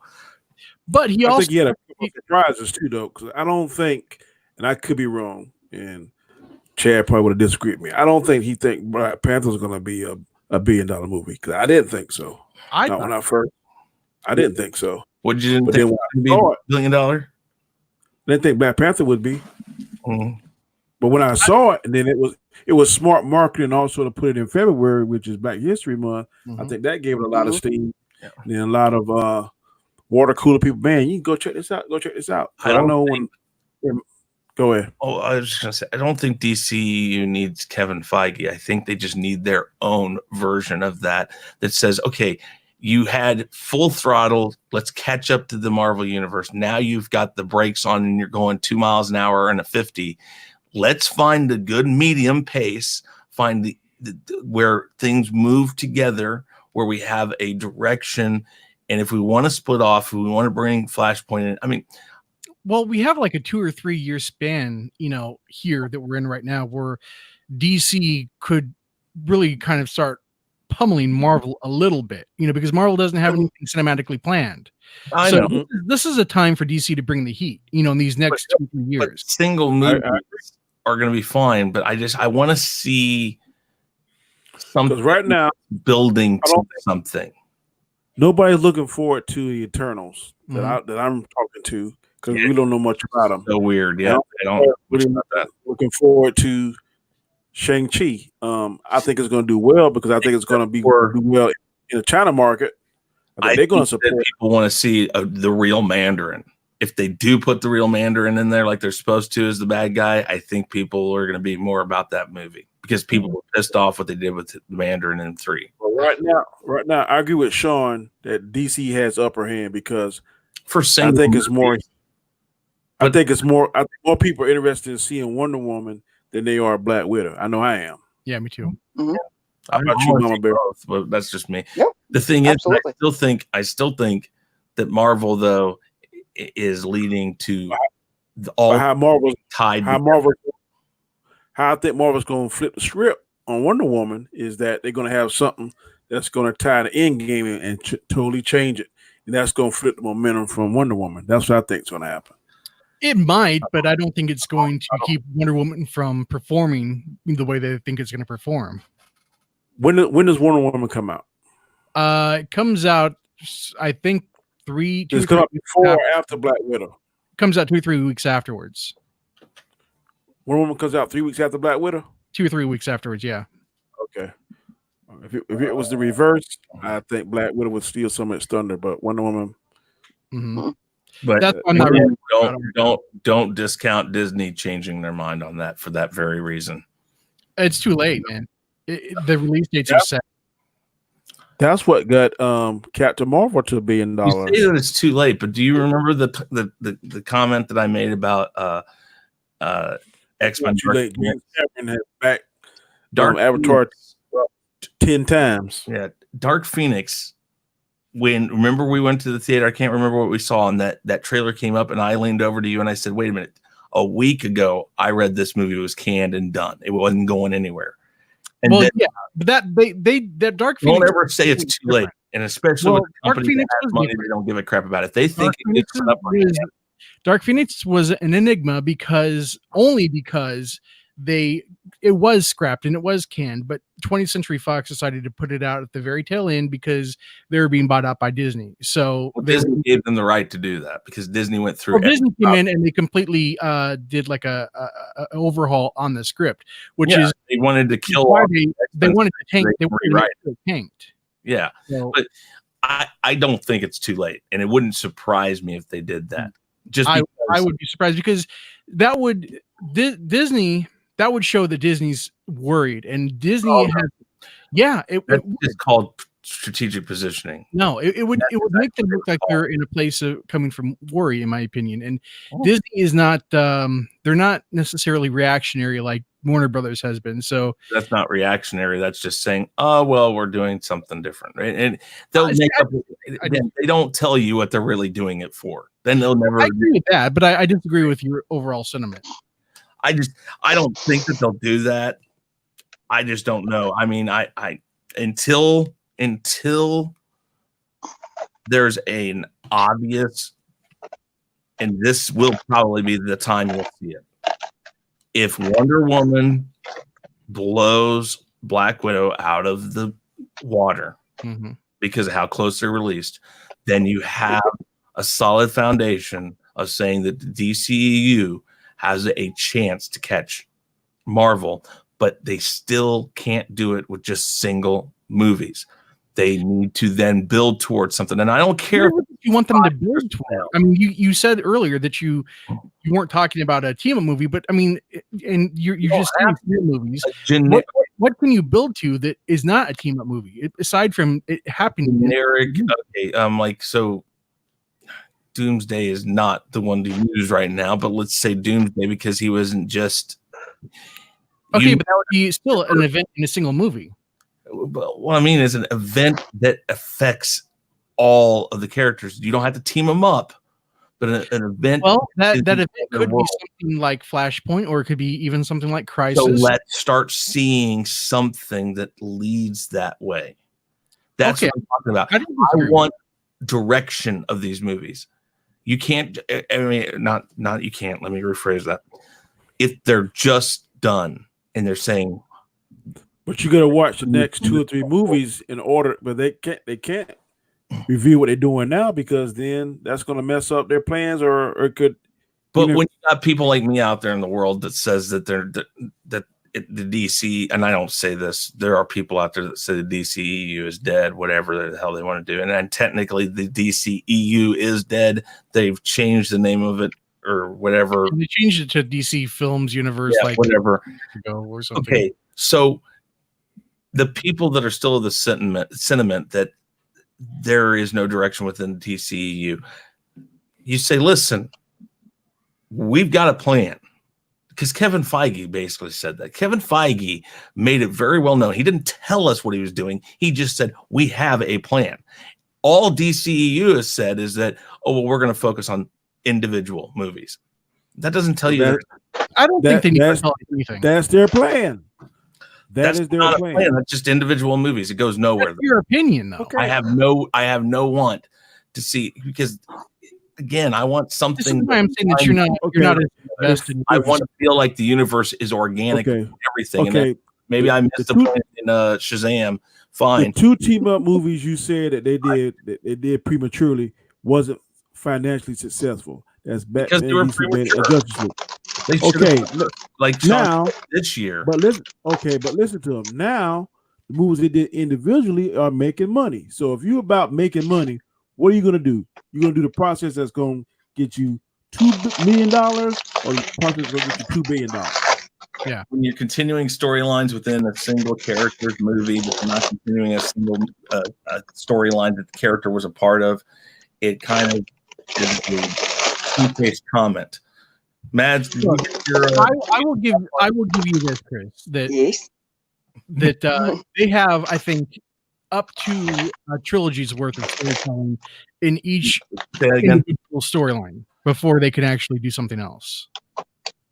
You think they're going to get 9 movies out or more of individual movies? So you're talking. Well, with Wonder Woman, that would be 1 more after this one that comes out. Okay, 2 more for Aquaman, 2 more for Shazam. Then what are we doing with that, man? 3 more? Well, I mean, I'm not even considering that, man. I mean, all you really need to do with this Batman is launch the franchise and then connect it after. So 1 more for Wonder Woman, 2 more for Aquaman, 2 more for Shazam. Are you counting Shazam in that? Oh, I'm counting Shazam in that. Okay, then 2 more for Superman. You're talking 15 years. No, I'm not saying that. I'm counting the appearances that like Henry Cavill. I would count Batman versus Superman in as 1 for him, because so they're done with his, because he was in Justice League too. So Yeah, that well, I mean, technically, you could count Wonder Woman as done too because she was in both of those. okay. So Let me now we're down to 10 years. all right. Let me make this That's DC a comparison. long time. If you're on YouTube, we all on YouTube, and let's say you do a live stream and you get X amount of dollars getting super chats, Mhm. or you do a regular show and you only get X amount of dollars doing merchandise, but the merchandising is doing more than the live stream. Which one you gonna do? Right, I understand that. You're gonna do what makes more money.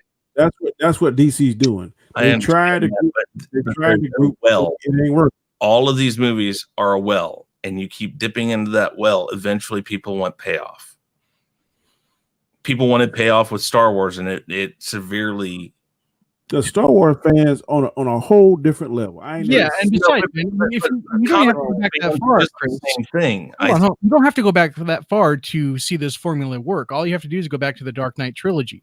That wasn't connected to anything. Christopher Nolan was specific. No, but again, they rebooted because that was supposed to continue past that, and then they said, "Well, no, that was originally only supposed to be a trilogy." Christopher Nolan did not want the Christopher Nolan trilogy, but they wanted and they had plans to continue past that. To continue that into the Batman had nothing to do with each other. No, well, they were loosely connected, but with like Alfred. The first two did, but then those were continuations of each other. They just didn't do a good job. Very, very loose. Yes, because Commissioner Gordon was the same, and Alfred was the same, and that was again. Batman was different in 4 of those movies. Yeah, he was, but I mean, like the proposed movie after Batman and Robin, forget the name, but I think it was Batman Triumphant. You know, they were supposed to bring back in kind of like a dream sequence. They were going to have Jack Nicholson come back as the Joker, and Jim Carrey come back as a Riddler, and just have like more of like a court of his foes. You know, Batman Unchained. Batman Unchained. Okay. Yeah, I'm just saying that they're very, very loosely connected, but yeah, I can see what you're saying there. They just, I don't know. I just think that they need to have some direction. Fine, you want to say that it's all about the money. Eventually, that money will go away. If movies should have some tie into each other, and not just little nods. And I'm fine if they want to do Flashpoint. I'm fine if they want to do Flashpoint. But again, man, I have to say though, you know, DC for years was like riding on its solo movies without connecting to anybody, starting back in '78, all the way up to the Dark Knight Rises. Yeah, but then it dies out and they go back at it again, and that's fine. They could have continued on with that formula. They only wanted to get into the cinematic universe because Marvel did it first. Well, nobody going to go down that route until Marvel came out with this stuff. None of this stuff. No fans, no critics was worrying about. Well, I need to have my mind. Right. I need that. Nobody thought about that before Marvel. Exactly. Right. And everybody went to the movie. Everybody had a good time. So, and they saw the potential for something like that. And when you know the potential that DC characters have, they would blow it out of the water if it was done right. And I agree with that, but on the that's my point. I as a fan of DC characters and stuff, I want to see those things. I want to see the Justice League done right. I want to try Lex Luthor. I want those things done correctly. Marvel is still have an enjoyable time and still for it to be good material. It doesn't have to do it. I don't think they go for that. I think they go for it's a nice. And the thing with Marvel is that you can enjoy like individual trilogies, you know, without enjoying the overall cinematic universe. Yeah. Each trilogy makes sense on its own if you just watch that trilogy. You could just don't deny the fact that they're connected. Well, I understand that, but I mean, with DC, I don't care if they ever. Would I like to see another Justice League movie? Yeah, but I don't care if they ever do another TMNT movie as long as the solo movies are good. I severely doubt that that's really what you think. No, that is what I think. Listen, Sean, you cannot tell me that you don't think that there's a better way to do a Justice League movie, and you don't tell me that they shouldn't do that. He's saying that he don't care if the next he's the first one geeking out if it happens. Yeah, but that doesn't mean that as long as you're good. Don't say that you don't care. You do care. You would love to see that. I would, but as long as they keep making quality individual solo movies, I'm good. I'm good either way. I am. I hate having a character that I go watch that absolutely has no tie into the rest of its universe. Well, I mean, the thing about DC is one thing that they have that Marvel hasn't had is DC has the DCAU. And, for years, I've seen all of this connected, in cartoon versions, where Marvel never made them connecting it to this, though. So, no, because it's animated, but the thing is, I love the stuff they do. Stop. The thing is, I've seen all of this in animated form, and that is the truest to comic book that you can get. Yeah.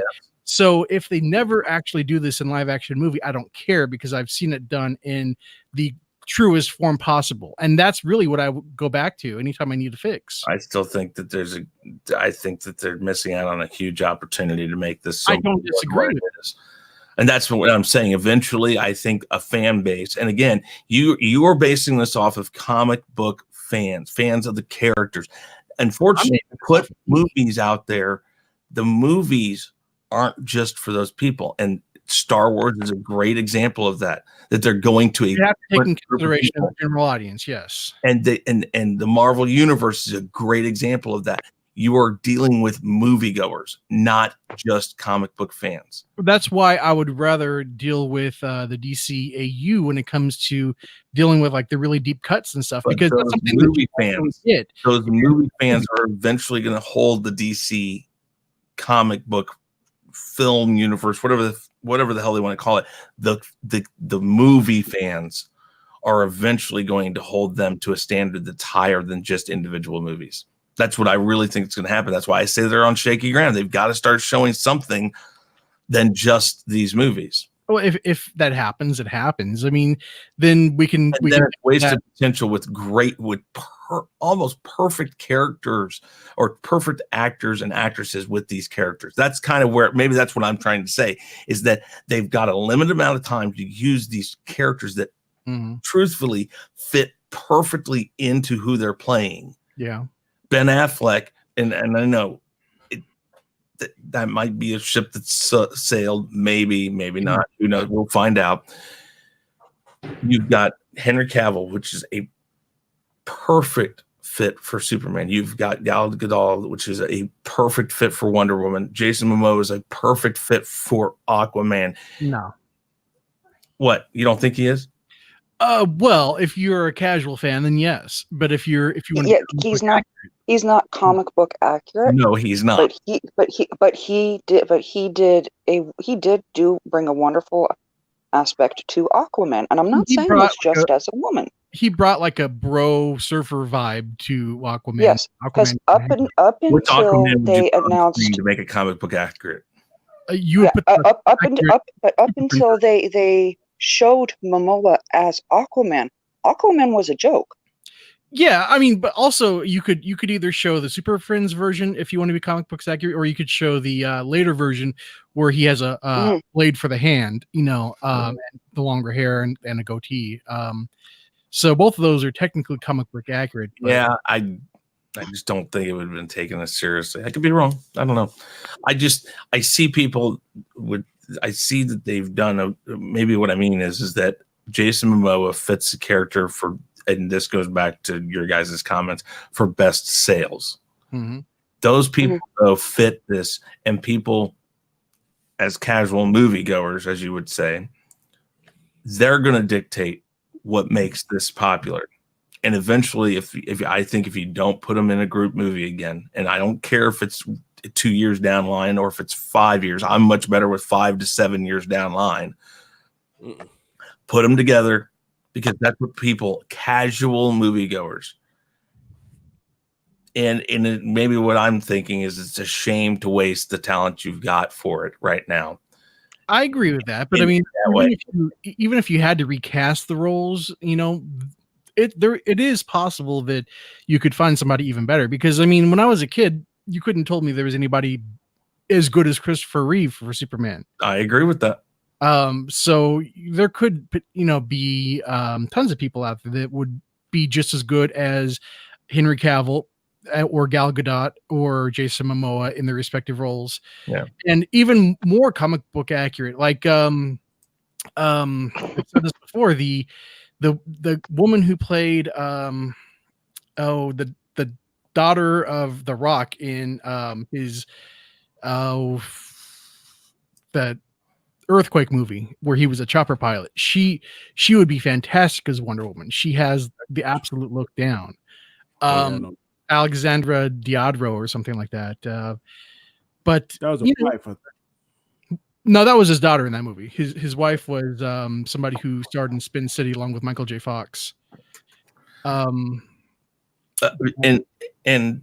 I was just going to say, I don't deny that the way I'm bringing this across is not accurate to what I really mean.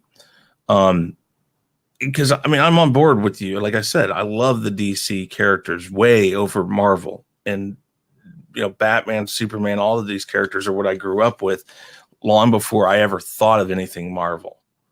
The only reason why I got on board with some of the Marvel stuff was because of the movies, honestly. And I waited a long time for that, but I've always been on board with Batman. I mean, I even went to go see Batman and Robin.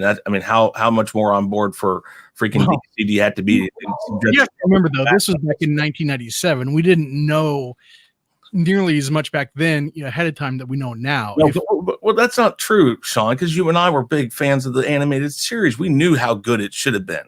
No. I'm not talking about that. I'm talking about like ahead of the movie. We didn't know how crappy it was going to be like now.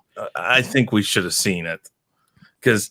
Well, I had my reservations because right from ER at the time, like he was going to be the doctor from ER. But yeah, I mean, going from Batman Forever to Batman and Robin, yeah, I mean, I was very apprehensive, but I still went because we didn't have anything else at the time, really. Yeah. Because that was before X-Men, that was before a lot of this other stuff. That was even before the first Blade.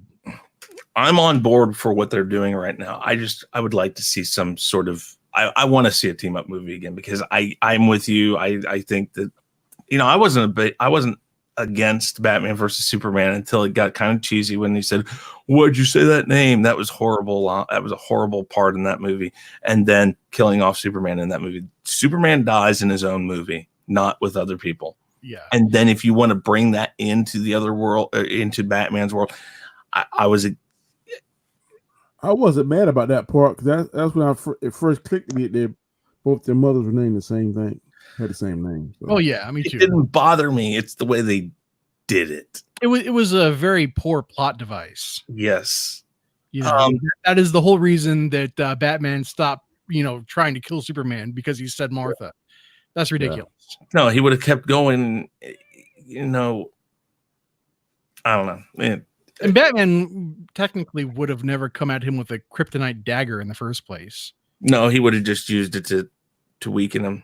Yeah. That's all that Superman ever gave him kryptonite for, was just in case, not to kill him, just to keep him at bay.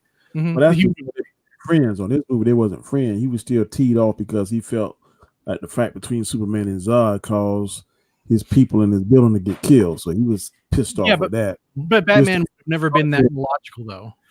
Yeah, but also the fact that he just lost Robin because the Joker beat him to death had him pissed off too.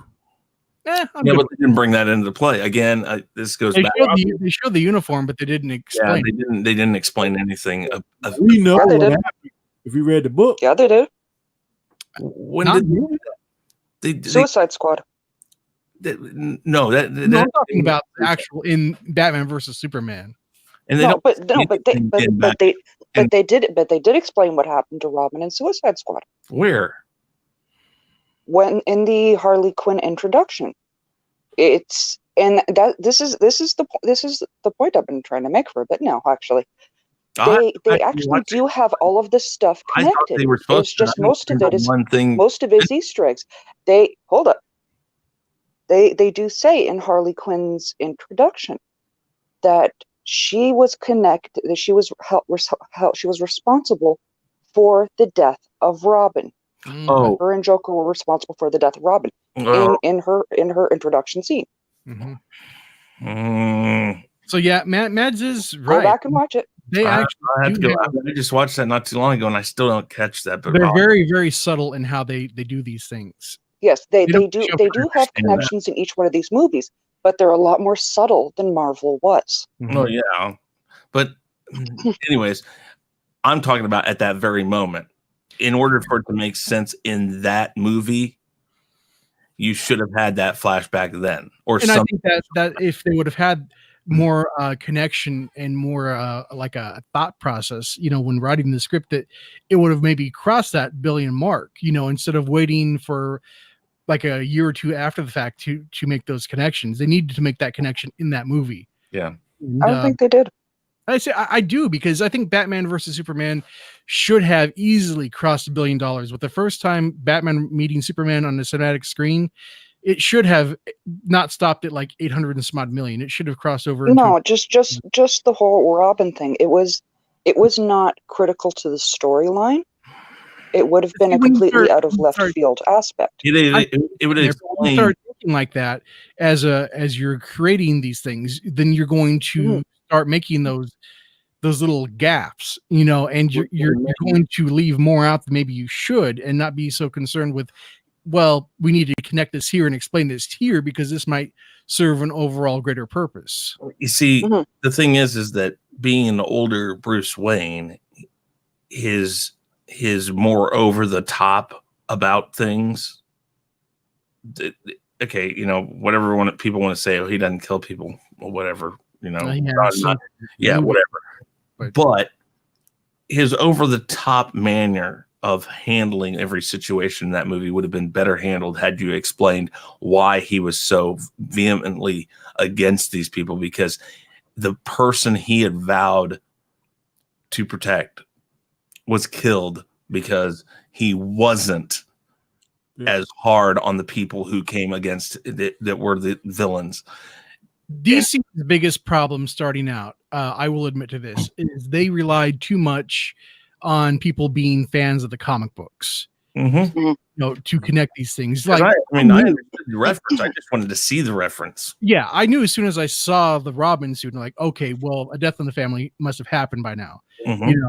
So I didn't need that explained to me, but the average moviegoer did. Even Alfred didn't want him to go after Superman. Do what was that, Kenny? I said even Alfred didn't want him to go after Superman. Yeah. Okay, guys, I have to get going because I had to make dinner and I had to get my kid and all that. So it's going on 4 hours. Yeah. Let's wrap up. Tell where can we find you at, Chris? What was that? Tell the people where we can find you at. The Real Review 3000, youtube.com/The Real Review 3000.com or no, not .com. Yeah, not .com. Just youtube.com/The Real Review 3000. And you can check out our website, chaoscentral.com too. With a K. Yes, with a K. Okay, man, it's your turn.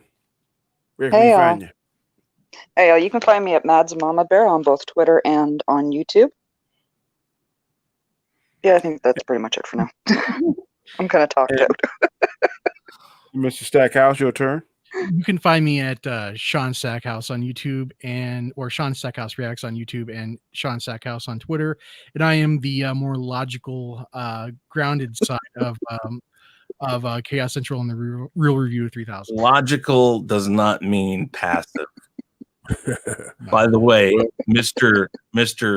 I'm a bigger DC fan and all that, which he may very well be, but I'm a big DC fan. By the way, who found that Batmobile behind you? I knew where it was. I could have bought it at any point in time. You could have, but not that one.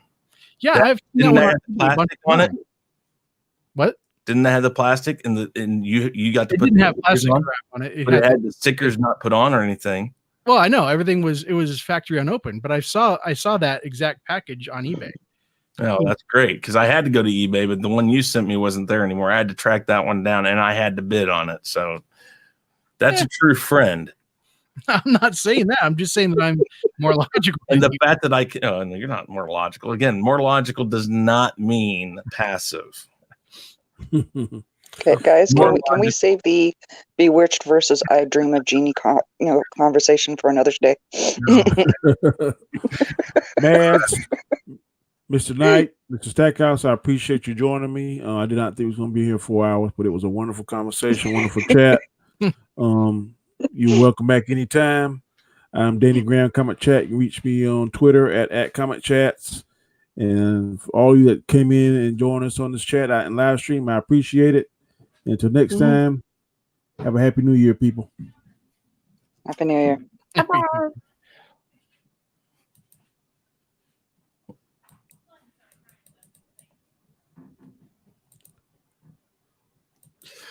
Sean's just sitting there like stone faced.